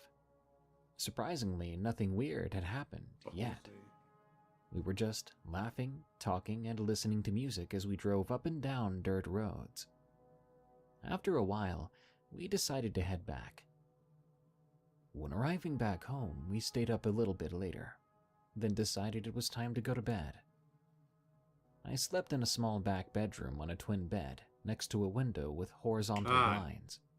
My nephew Mike slept on the floor in a sleeping bag in the same room. Mary and Amy were in the other room, down the hallway. During the night, I was awakened by strange scratching noises outside the window by my bed. It sounded like something was making long, deliberate, slow clawing sounds down the window, like when someone runs their nails down a chalkboard. I am a light sleeper, so this woke me up right away. I whispered loudly to my nephew Mike to wake up, asking him if he was hearing the same thing I was. Mike was sleepy and groggy, being awakened from a deep slumber, so he seemed confused at first. I asked him again if he had heard the scratching noise. He didn't answer. He was just out of it. He then lay back down and was out like a light. Crazy man. I was perplexed and a little frightened. I thought to myself maybe it was just a stray cat or dog, but I couldn't figure it out. I did, however, have no inclination to look out that window, so I simply lay there, listening. After several minutes, the clawing stopped. I must have fallen asleep, because the next thing I knew, it was morning. I mentioned this at the kitchen table during breakfast, but no one seemed very interested. We left later that afternoon, and I never gave it another thought. 6 months later, I was attending one of my college classes called Indians of the Southwest. The teacher was lecturing us about different legends and stories of the Navajo people. He touched upon tales of evil medicine men, or witches, called skinwalkers. He began telling us that they are very dangerous and harmful. They have the ability to turn into or disguise themselves as any animal. They could take the guise of a coyote, wolf, or even a bear. They've also been known to follow people home at night. That's why you should never be out on the reservation after dark. You're never supposed to make eye contact with a skinwalker because they can possess your soul. You should never talk about them because you can draw them to you. They can cause havoc. Just told a and whole bring story evil about him. into your So life. we're fucked. An icy chill went down my spine. I remembered that night I'd spent on the reservation. I wondered if a skinwalker had followed Mary and I home that night after our drive. The realization that a skinwalker had targeted us fills me with fear. I'd rather a skinwalker target me I than think a of this Wendigo. often, and I'm so glad I didn't look out the window that night. I'm also haunted by the fact that there was just a very thin pane of glass separating me from such an evil I only entity. follow you home, Scott. And now I guess I know why no one in the family wanted to talk about it.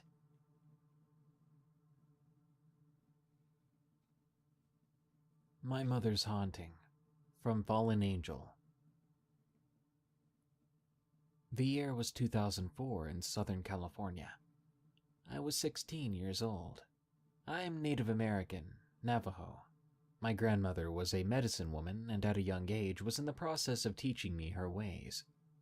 When I was a child, she always told me to not be afraid of anything I might see, that I was special.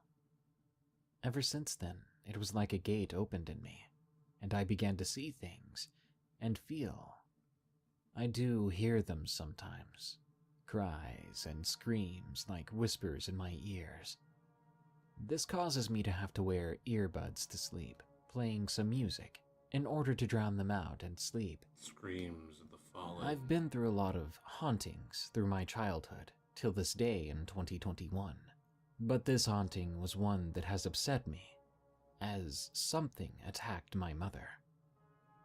One day my mother came to me, and I could see she looked so drained, like she hadn't had good sleep in a long time. I asked her what was wrong, when I noticed she seemed scared. She said to me, "I'm terrified to sleep. Every night I get woke up, and I can't move at all, and all of a sudden I see something dark slowly crawling from the edge of the bed by my feet, climbing up my legs all the way to me. It's called tax All I can season. do is cry. I feel hands on my neck starting to choke me. I try to move to wake up your dad, but nothing happens." I kept my eyes on her, listening to her story, to her every word. I am no stranger to the supernatural, and I know ways to keep things away. This angered me, that something in my family's home was hurting my mother. I tried to calm her down and assure her she would be okay. "Mom, come sleep in my room tonight. I'll stay up and watch you as you sleep, and I'll see if I can catch it." I have a little dog named Princess. She was a very good dog. She would sleep with me in my room, and she'd always growl when she felt danger, tangible or supernatural.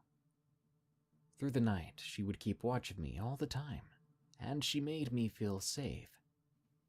That night, my mother came into my room, lay on the bed, and I told her to sleep, reminding her that I'd be here so she didn't have to worry.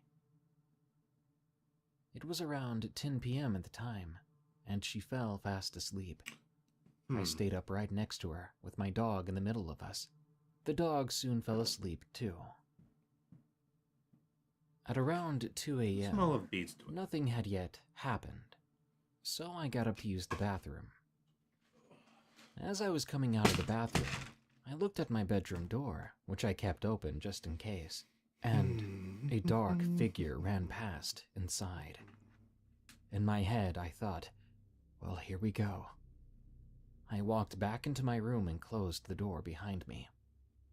I lay on the bed and waited for anything to happen. Before long, I was getting bored, since nothing was happening. I lay on my stomach with my hand holding my head. I let out a long breath, folded my hands, and lay my head on them, facing away from the door. Not even 1 second passed, and I heard my door open. I had a quick conversation in my head, and it went something like this. Did someone else wake up? Maybe my little brother? He must have woke up. As I was saying this in my head, I felt like someone was shaking the bed, but only by our heads. They were shaking it in a way as if they were testing to see if a person was awake. I said again in my head, it must be my little brother. I better get up to see if he's okay. But when I tried to move, I couldn't at all.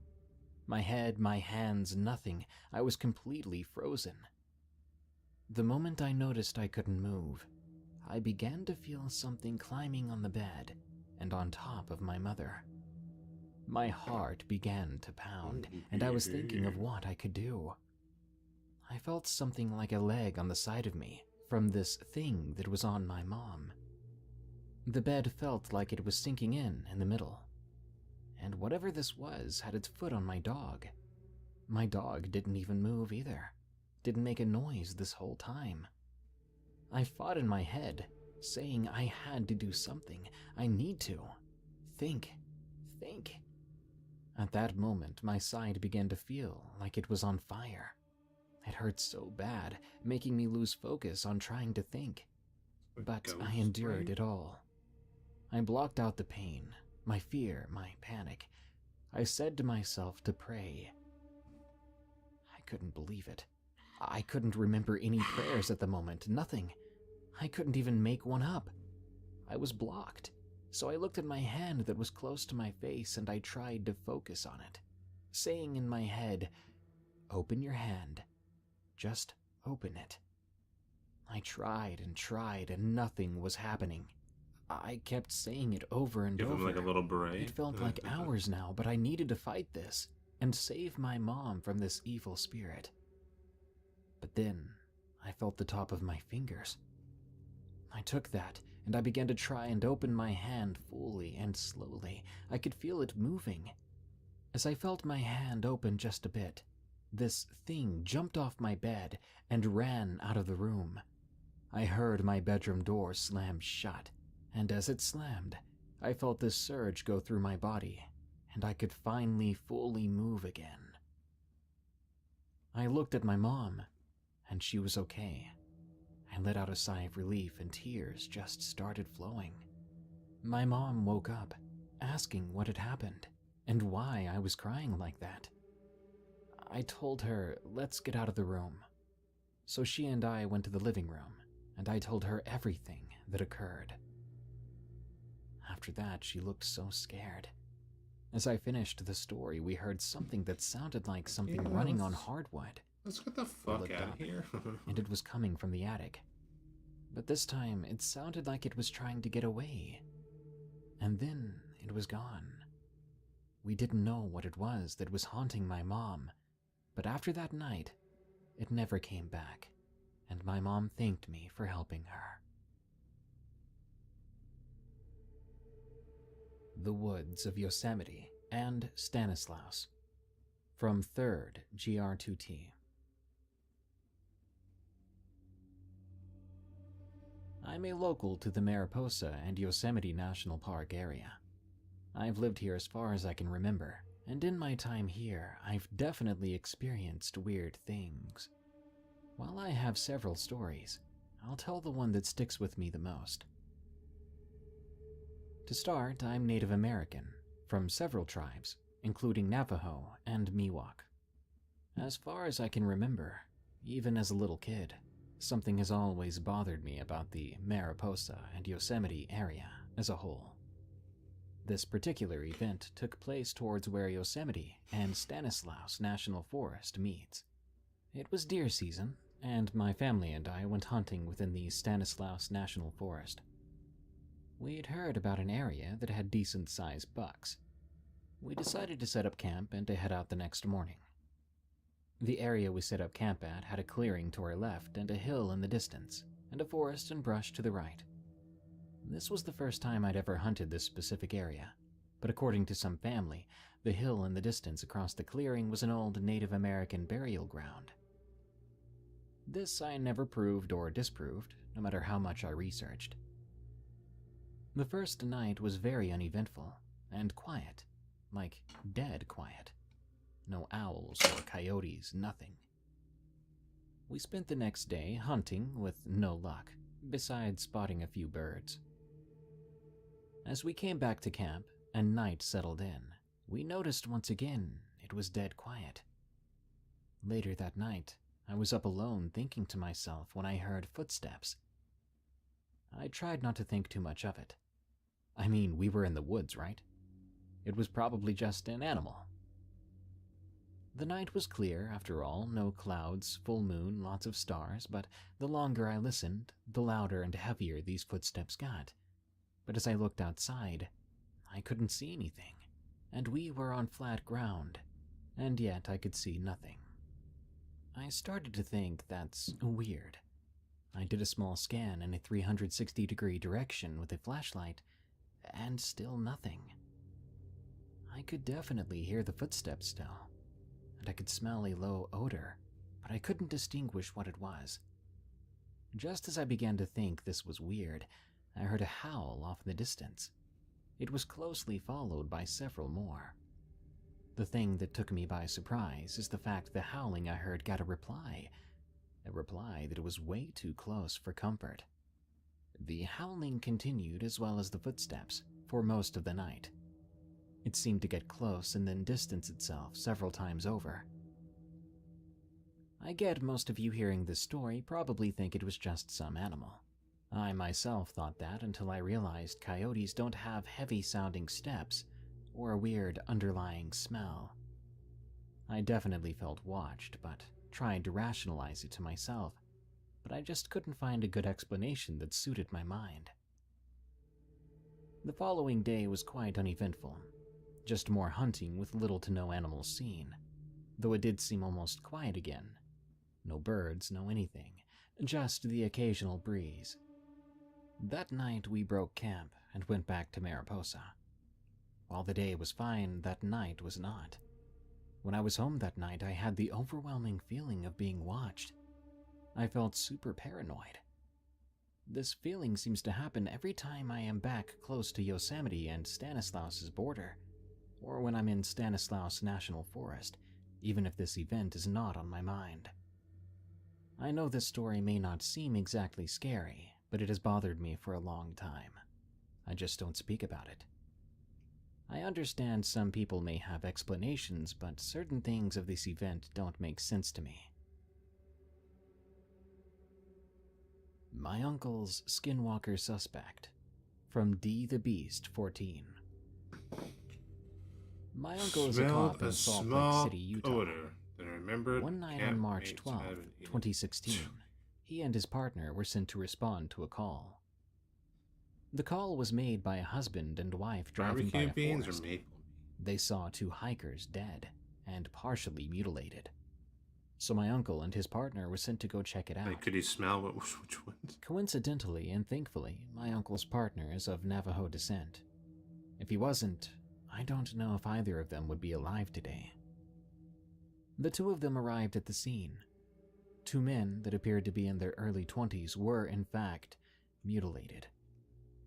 The bodies were about 200 feet apart from each other, so my uncle and his partner decided to split up. While my uncle was examining one of these bodies, he heard a whistle off in the darkness to his right. He shined his flashlight in that direction and called out a warning, telling the suspect to keep their hands up. He then heard a voice in the same direction that sounded like a cop that sometimes worked shifts with him and his partner. The voice said, "Come over here, please." Hesitantly, he begins to move toward it, with his gun drawn slowly. He realized something that hit him like a bullet. That cop didn't work late shifts that day of the week, and if he did, they would have been told. Plus, he shouldn't have been on that scene anyway. He then gets a call on his radio from his partner saying, "We have to go now." He then sees an old man who looked to be in his 60s exiting the forest. He orders the man to stop. The man runs off, but my uncle chases him. According to my uncle, that man ran faster than anyone in their 60s should be able to run. He ran down a steep hill. Once my uncle reached the hill, the man was just gone. Instead, all he found was a coyote running the other way. His partner came over and yelled, "We need to get to the car!" So the two of them hightailed it out of there. His partner explained to him that he saw these slashes on one of the victims, and he saw the tracks in the mud, and he knew what it was. He explained to my uncle it was a skinwalker, and what it was capable of doing. That if my uncle had followed the voice all the way, he might have been taken. Cool. Then, in the rearview mirror, a wolf was chasing after the car at an incredible speed. My uncle shot at it, but it ran off into the woods after that. My uncle's partner took them to the nearest Navajo reservation where a medicine man blessed the two of them. They were given some weird object as protection. When they got back to the station, they explained that the hikers were killed by a pack of wolves. Someone was sent out to recover the bodies, but by the time they got there, the bodies were gone. The medicine man's blessing must have worked, because neither my uncle nor his partner have seen the skinwalker ever since, and hopefully never will. Creature in New Mexico, from Tiffany M. My husband, mother-in-law, myself, and at the time our 3 children were moving back to Oregon from Tennessee in early 2015. We were bound to have a terrible time as soon as we started. I mean, right away we began having serious car trouble. After getting through slowly to New Mexico, we got temporarily stranded at a small settlement on the Navajo reservation. At first, everything was fine. The people who lived there were amazing, kind, and overall some of the best people I've ever met. We had some dogs at the time and were told under no circumstances to leave or let them out after dark, as being in the middle of nowhere, there were several types of predators around, among quote-unquote other things that would love to get a hold of your dogs. That was fine with us, as it was an unfamiliar area. In the meantime, we did what we'd been doing all along, and began trying to find a new water pump and thermostat for the car. This took almost a week, and the closest place was the next town over, which was about 20 miles away. While searching for these items, and how to get there, things began getting a little strange, to say the least. The people began to get more nervous around us, aside from the children who lived in the small community. Cats and other house pets started turning up missing through our stay, things of that nature. Well, the kids decided to take us out exploring one day, with their parents' permission, of course. They decided to take us to a short cave they knew of. We left around 10:30 a.m., and it was about an hour walk to the cave. Nothing was overly strange about the cave, or the half-hour walk through it, from one side to the other. There were a couple of bats, some low-hanging pieces of rock we had to belly crawl under, pretty much normal cave stuff. However, when we got out on the other side, it was getting dark. That, in and of itself, was extremely odd, and shouldn't have been possible.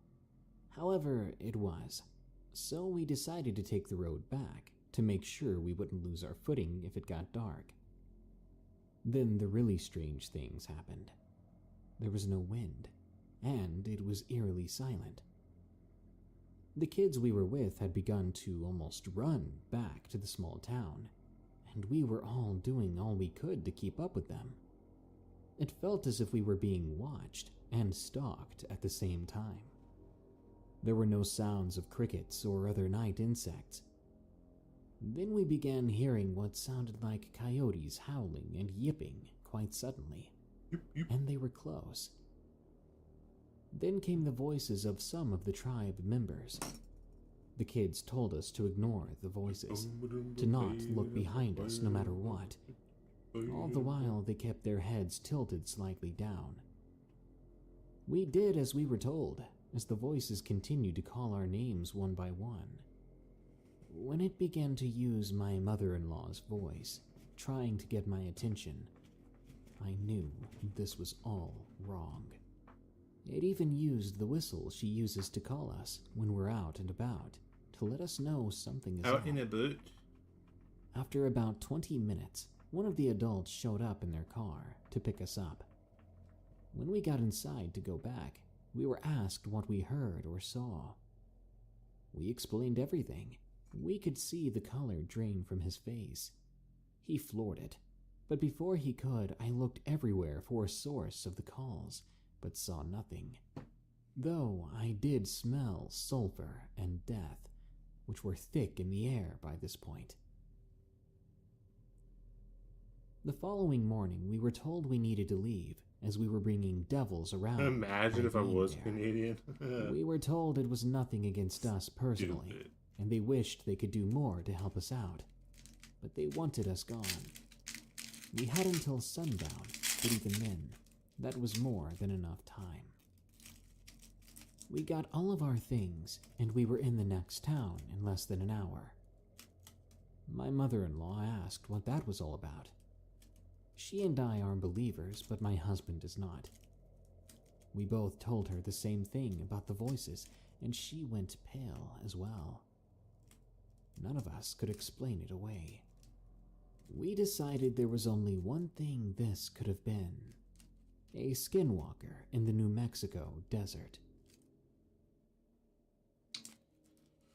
Navajo Skinwalker in Colorado. Submitted by Hunter L. My story begins in Colorado.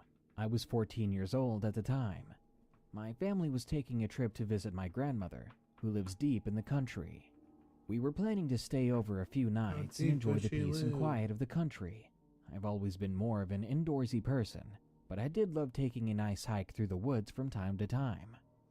The highway drive was long and uneventful, but once we finally got there, I was super excited.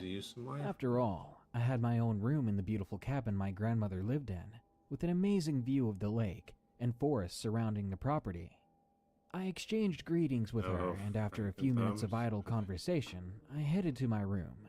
I pulled out my laptop and began to get set up for a quality gaming session when I first heard the howling.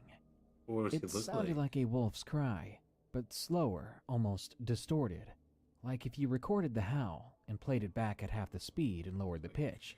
That's how it sounded. It was very creepy, but having little to no experience living in the country, I brushed it off, assuming it was some animal I wasn't accustomed to.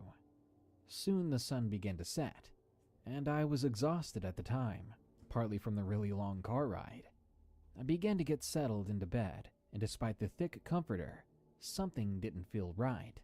It's a feeling that's hard to describe, like something was misplaced or missing. I didn't know what it was, but again I brushed it off, telling myself it was just weird to sleep in an unfamiliar place, and soon I drifted off to sleep. I woke up around 10 in the morning, feeling really well rested, and I looked through my window. I could see that it had gotten foggy, as there were billowing clouds of mist drifting through the trees outside, and it was raining too, heavily. It was a bit difficult to see through the windows due to the excessive amount of water outside. I threw on some pajamas and went to grab some breakfast. When I walked into the kitchen, there was a note on the table. According to the note, my family left the house to grab some medication for my grandma, and that they'd be back in a couple of hours. So I settled with eating some frosted flakes. I was sitting on the comfortable couch directly under the living room window, watching the rain and fog roll in. Then again, I heard that eerie howl, the same howl from the night before. It was so slow and thick, so deliberate. As that happened, I noticed a figure creep forward through the fog. Of course, foggy weather in the country can be extremely thick. I couldn't see anything over 5 feet from the window, and I could barely make it out. But it looked like a dog or a wolf, almost anyway. The feeling that something was wrong, very, very wrong with this animal suddenly hit me. Slowly, as the form of this thing came through the fog, I realized why I was feeling that way. The creature was standing on its back legs. Its back legs, I thought. I was shocked and confused.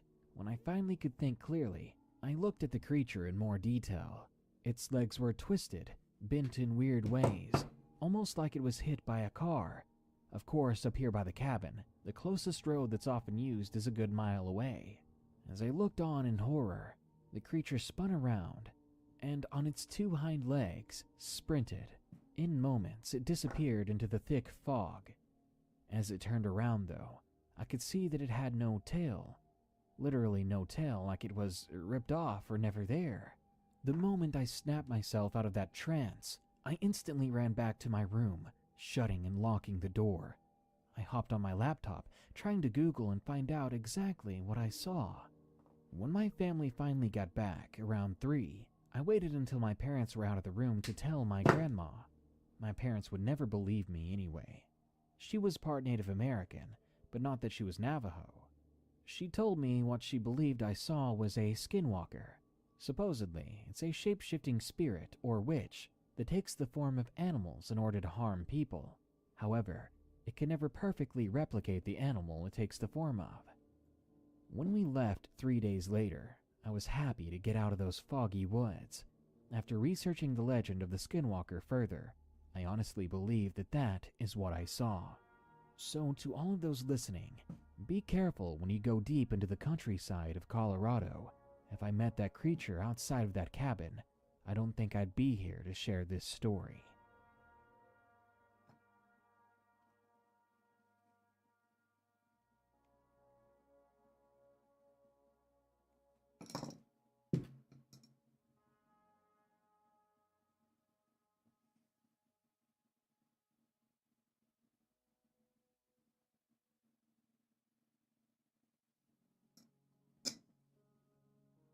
Stalked in the Northern Woods, from Joel W.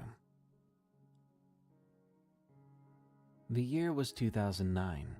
I was 19 years old and had just finished my formal education near Stockholm. I've always been fascinated by history. Our different ancient crafts and material handiwork in particular has a special place in my heart. This interest of mine had me traveling up north, up to the endlessly billowing seas of never-ending forests and deep valleys, to attend a folk high school. This school was pretty much like you'd imagine J.K. Rowling's Hogwarts, but for ancient crafts instead of magic. No matter how eerie this particular instance might have been, I still look back on my years in this place as some of the best years in my life. We did everything from fire making to herbalism, flint knapping to bronze casting, iron making from ore that we dug up ourselves, as well as forging said iron and steel into useful tools. Needless to say, I was in heaven. Barely a single day in 2 years felt wasted. It was the year that I found my element in the forge as a bladesmith. However, there came a day, just like so many other days, that I decided to take an evening stroll through the surrounding woods, up the path to the overlook of the valley in which the school was situated. By then, I had familiarized myself with the surroundings, and I breathed in the fresh air of the northern woods as I weaved between the bare pine trunks. The tall trees created this majestic hall of straight pillars with a dark green roof, through which the still blue sky could be seen. You could see so far ahead and around since there wasn't anything taller than a blueberry bush on the ground. I followed the trail up and down a ridge before entering a small moor. A narrow path made of carefully joined planks made the walk across nice and effortless, and I very much enjoyed the earthy, fresh scent of moss and the wind that found its way over the damp bog. I was rewarded at the other end with a great patch of ripe red lingonberries and a small spring that sprung up from a rock face ahead. The water in these undisturbed places tastes truly amazing. Someone had left a handmade ladle made of a fir twig and some birch bark on a branch beside the spring. After a few cold and wonderfully refreshing gulps, I flushed the ladle in the running water and hung it back in its place. Everything was right in the world. Well, almost everything. Just an arm's length from the ladle branch, something had gotten stuck on a jumble of jagged twigs. It almost looked to be hanging beard moss, and I almost wrote it off as such, since it grows everywhere up in those deep woods. But something made me look closer. Among all the familiar scents of the forest, there was something else, something that sent a needle prick into the back of my mind, a sensation that I could simply not immediately understand. Looking back, I now understand that what I felt was my old human instincts trying to make me aware of a danger that my modern mind simply would not register as a possibility. In front of me was a tuft of greenish-gray hair. It looked coarse and filthy, and I realized that what made me react was the smell it gave off. Trying to describe it is hard, because I'd never experienced anything like it, nor have I since. The closest I can think of is the scent of old Pretty urine close. in a subway corner, Pretty close mixed with to a the same warm, thing, slightly yeah. sweet smell. Now that I think about it, although there may not be that many of you who can relate, I have butchered a few roosters in my days. It was similar to the smell of fresh, warm innards. I probably don't need to tell you that this kind of rubbed me the wrong way. I'm not a squeamish guy by any standard, but whatever this was, it had a repelling effect on my entire being. I gave the thing a wide berth and continued my walk up the hill ahead of me. This was the final stretch before arriving at the lookout. During the winter, this path up the ridge of the valley is nearly impossible to traverse, since it gets covered in waist-deep snow and slick patches of ice. However, this was just between summer and autumn, so the way was clear. The tall firs and pines slowly got shorter and shorter, and gradually mingled with yellowing birches and aspen. The forest canopy got lower and lower to the ground, and opened up slightly, so it lightened up a bit, even though the day was growing late. One thing that you'll notice about Sweden are the random boulders pretty much everywhere. Huge rocks that just sit there without any obvious place of origin or explanation of how they got there. Back in the days of stories and folklore, these rocks were called Giants' Throws, or Troll Rocks. Yeah, Troll Rocks. The implication was that giants or trolls had been throwing these rocks to fend off invaders, or to challenge rivals for territory. However, I knew in the back of my Good head movie on that the Netflix random called rock Troll. formations of Sweden mostly stand Recommend as it. a result of the fact that pretty much the entirety of the land once was covered in ice, which moved and shaped the ground into what we see today. While musing over these thoughts, I let my hand run across the coarse surface of one of the stone sentinels, feeling the residual warmth of the evening sun. Days were short in this place, and it was soon time to head back. I looked up ahead and saw the clean open sky of the lookout point. I must admit that I've never been in great shape, and my breath came heavy by the time I arrived at the top of the ridge. There, on the moss-covered plateau of stone, stood a small, lonely, and crooked pine, and under it, a simple wooden bench facing the valley below. Many had made their mark in the bench, and I wasn't going to pass my chance to leave a little memory. Every student of this school was pretty much expected to always carry a knife for various tasks, often knives that we'd made ourselves, so the process was somehow made even more special by that little detail. I believe that bench still stands there today. I sat down to enjoy the last rays of sunlight as it slowly sank behind the valley ridges. It was so clear that I could see Norway on the horizon. It was then that I took a deep breath. Expecting the fresh, clear air, my nose instinctively wrinkled as it was assaulted by a foreign odor. It took my brain a moment to register that it wasn't just a glitch of my senses, but something that persisted and gradually intensified. Up until that moment, my blood had been pumping from the walk up the incline. My head and ears had both been occupied by the rhythm and whispers of my heart and circulation. Now, however, it was like my instincts told me to sharpen my senses and be quiet. I was most certainly not the only thing that felt that way. Suddenly, all the noises and calls of the forest let themselves be drowned out by gently whispering wind. What was a serene, beautiful, and safe place a second ago had turned into something threatening. I could feel the hairs on my arms stand up. Never in my life had I felt this exposed, this vulnerable. Never had I felt the pinpricks of being watched. This was an entirely new experience for me, and I didn't like it one bit. A bear, I thought, as my eyes darted from one corner of my periphery to the next. I didn't dare move my head. While on a hike, me and my class had been followed by a bear cub once. No matter how cute and adorable the situation might have been, we quickly marched to another location since we knew that Mama Bear wouldn't be far off, and she'd probably prefer if we kept our distance. Bears are fairly common up in these parts, so it was possible that's what I was picking up on. To be fair, I'd never sniffed a bear before. As the moments passed by, I waited as if frozen on the spot for the feeling to pass. It didn't. On the contrary, the wind changed direction and started blowing from my left, from where I'd come just a few minutes earlier. Rhythm and with both. The stench struck me, and I had to concentrate not to exclaim my disgust. Slowly, I let my head turn to the side. So Wendigo? Darkness had begun to fall, and the colors began to bleed into one another, giving way to dusk. Shapes and forms shifted and quivered in the wind, and I started to truly regret coming out here so late. One of the shapes, which I first thought was a stubby and bearded fir tree, didn't move, however.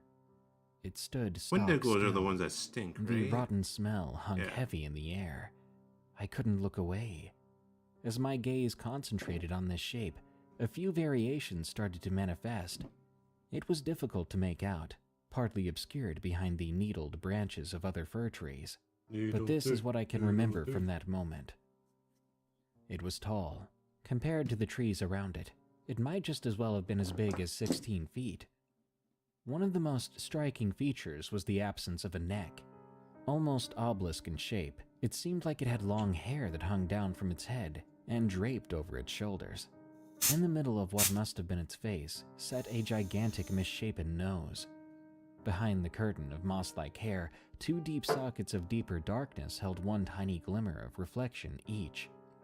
The same moment my eyes met those expressionless points, I knew I'd made a big mistake. The shoulders of the thing began to rise, and I heard a deep, raspy intake of air.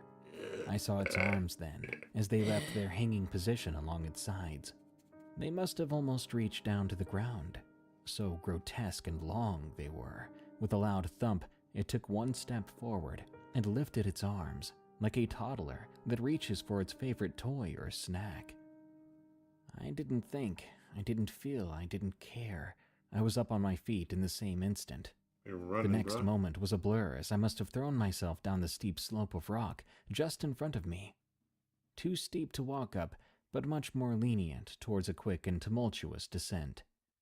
Lucky enough for me, it was quite smooth, but I still got pretty beat up by the tumble. As soon as the slope started to level out, I got up on my feet. The right side of my hip, my right elbow, and my left ankle had taken the brunt of the fall. I limped forward as fast as my legs would carry me. I would later find out that my foot had been sprained, and it still aches now and then, popping when I roll it around. But at that moment, I must have been high as a kite on adrenaline. I looked back up the ridge, because you always look back, but that thing wasn't up there. This made me pick up my pace even more. It was By behind throwing me. myself down the slope, I'd taken a significant shortcut. The downside was I now had to run through untrodden terrain. My heart skipped a beat when I suddenly heard what sounded like two massive feet getting closer. I thought I could feel the vibrations in my teeth. I almost yelled out as I thundered through the blueberry bushes, between the pillars of pine, under the now black profiles of needled canopies, and finally saw the glimmering lights of the school buildings. Along with the coming footfalls and tremors in the earth came the raspy breathing from before.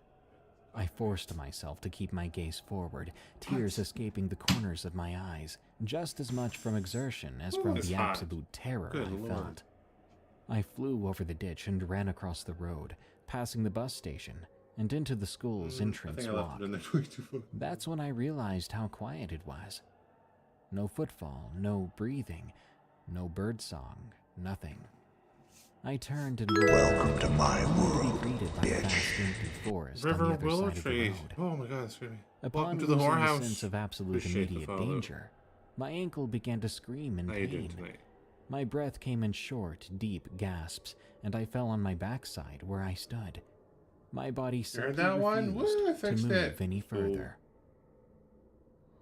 When I looked up Fuck. again and gazed into the dark, I realized it wasn't as empty as my oxygen-deprived brain made it out to be. There, a few steps into the forest, blending in with the trunks in the dark, stood the obelisk shape. I thought I still could see the large too nose warm. and sunken shark-like Oops, eyes that's in my there. bad.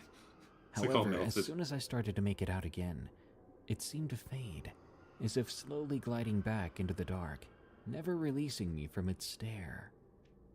After a few more painful heartbeats, the sounds of late evening washed over my surroundings. It was as You're if making a a cold spider hand around my throat almost had like a been spider removed, snail and I could breathe freely again. thing. Well, not really. I still gasped after my neck-breaking sprint, but it felt as if the air around me was cleaner, richer. This needs to cool down. A friend of mine came out of one of the buildings and helped me up. Maybe I if we got my thin ankle it out, looked it'll after, cool and down I had a faster. long, warm shower to ease my nerves before bed. Let's take some air. This horrifying feeling never came over me again, Cool it down. and slowly I got confident enough to go back into the forest. But I'll never brave the dusk Hey, or that night worked. out there ever again. So the next time you hear of the old creatures out in All right. the woods, take heed and listen. Be vigilant, and try to avoid being out alone in the northern woods during dusk or night. There are trolls out there, and you may not be as lucky as I was that day. Take care.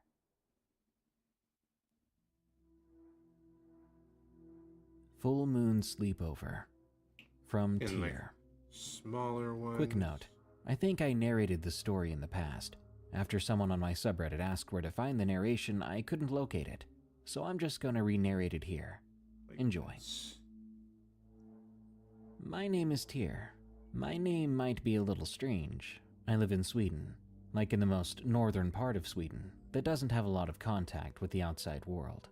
Of course, we have technology, but it was just very limited.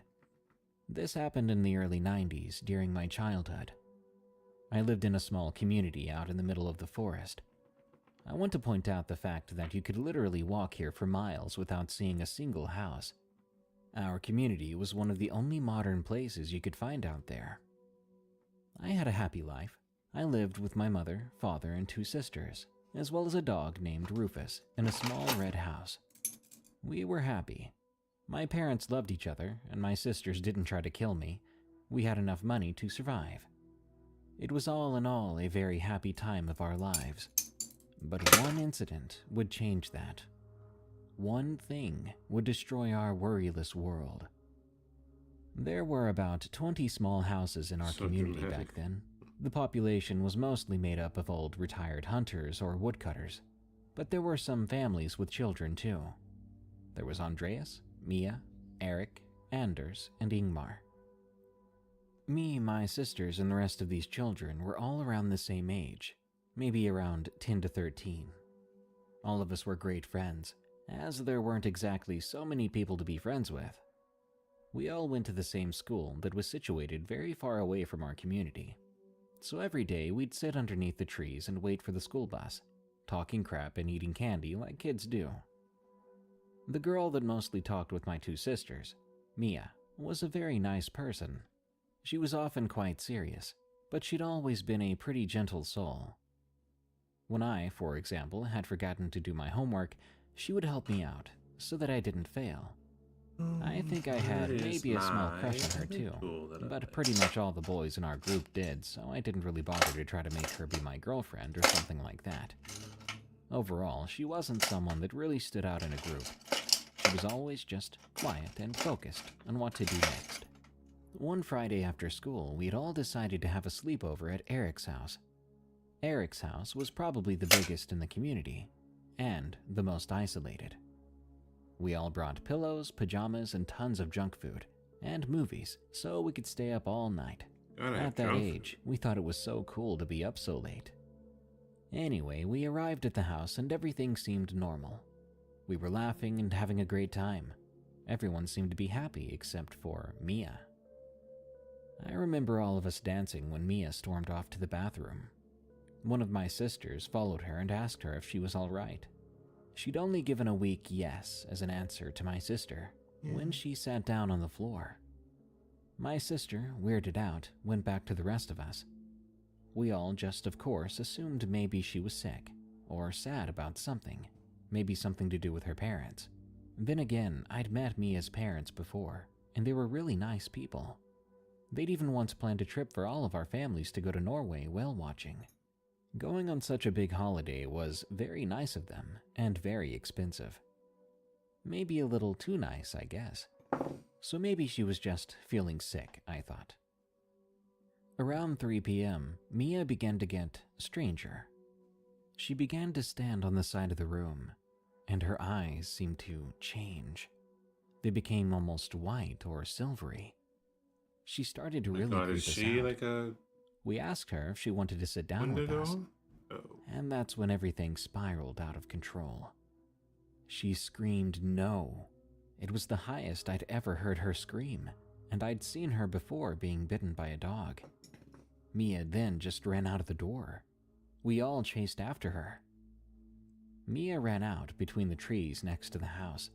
It's really dark out during Swedish autumns, but we ran after her either way in only our pajamas. None of us understood what was happening to Mia. She acted berserk. She started screaming some gibberish while running. That was when I think that I began to notice something about Mia. She was probably the slowest person in our school. Not exactly fit, she was quite the opposite, a little chubby. But now when Mia ran between the pine trees, she was running faster than anyone could keep up with. I tried my best to, screaming at her with all my power, trying to get her to stop running. The rest of our friends had lagged behind now. After a while of trying to keep up with her, I saw Mia beginning to run on all fours. She was now faster than before. Despite the speed, I kept running. I think this went on for about an hour, before I was finally running out of breath. I was in pretty good shape myself back then. But at that point, I just wanted to stop. I wanted to try to make sense of everything, like the weird stuff Mia was spouting. Just when I thought I was about to pass out from exhaustion, Mia stopped. At last, she finally slowed down. She just stood still there with the moonlight touching her face. I screamed at her in anger. "Why are you running away from us, you idiot?" But she didn't respond. She just stood there with her gaze on the moon. I remember it being a beautiful yellow full moon night. Then Mia began to walk up a little hill. There she just stood for several minutes, her back turned towards me. I was really starting to get scared now. The forest was dark, and this was the time of year when wolves were most active. My friends had now finally caught up to us.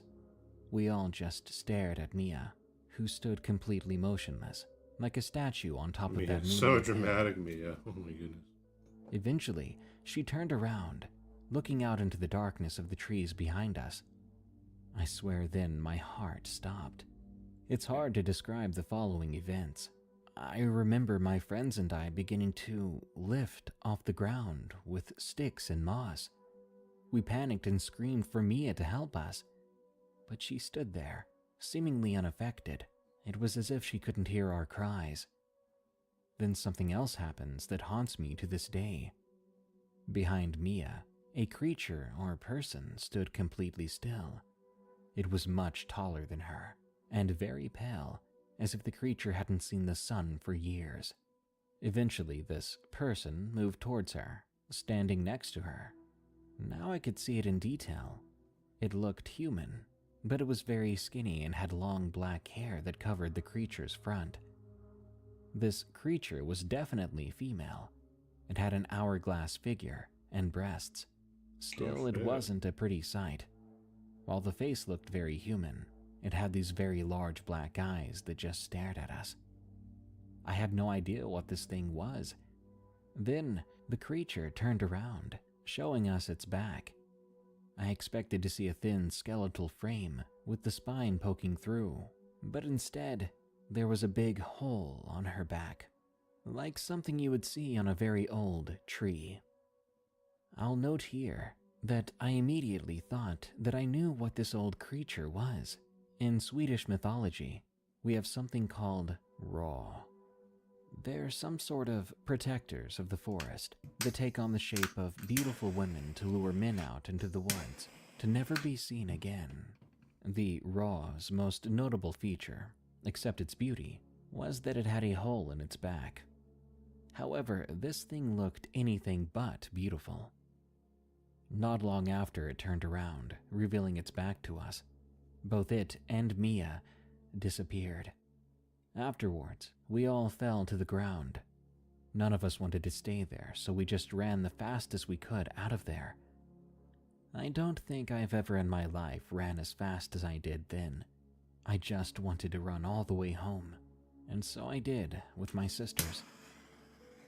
Back at our home, my sisters and I looked at each other. None of us told our parents what happened that night. We just went to bed, seemingly in shock, pretending that nothing had happened, though I'm sure none of us actually slept that night. The weekend after, everything seemed normal. We went to school, but we all just kept quiet about the story. What about Mia? And yeah, Mia was there. Oh. She'd apparently forgotten everything about the sleepover. I think that she maybe had just pulled a sick prank on all of us, but I wasn't convinced. Well, after a while, we all sort of stopped being friends. I, who had been happy with everything before, had begun to get huge psychological problems. I began to doubt what was real and what was fiction. This destroyed many years with my family. My illness began getting better. I moved to a big city to study with my sisters, and we all just wanted to stick together. After living there for many years, we found Mia on Facebook. It was my oldest sister that found her. She lived not so far from us, actually, so we decided to meet up with her after all these years. We decided on where in town to meet. Mia would meet us at our favorite lunch place in town. I guess I thought we could sit down and talk and clear some things up between us. But that's not really how it turned out. Mia walked in through the door with another woman. She introduced us to her girlfriend. Her girlfriend seemed normal, except for the fact that I thought I recognized her. She was the tree lady. Eventually, it hit me. Mia's girlfriend looked exactly like the creature we'd seen with her that night when we were kids, if she was all cleaned up and more human-looking. The rest of the meetup was as normal as it could be. Some small talk about what we studied and how our families were. But the face of that woman, what do we think so it far? still haunts me. Both my sisters and I are okay today. I will never go back into the forest, and I probably won't let my kids go out to the woods alone either. Midnight Wake-Up Call from Sparkling Sea Cucumber. Kind of like it. I was born and raised in Sweden, but both my parents are from different parts of Finland. All relatives on my father's side originally came from a small village close to Vasa. It's a small village where everyone knows each other, and basically everyone is related in some form or another. In those parts of Finland, the population speaks Swedish, as well as learning Finnish in school. When I was a kid... Alright, all that's it for me. We'll be back Wednesday. I'll see you guys Wednesday. Maybe we'll continue with this. Not sure. Or maybe we'll finish the vampire I've been working on in ZBrush. But yeah, guys, have a great night. Thanks for hanging out. Good night, Scott. Everyone else. We'll see you Wednesday. Ooh.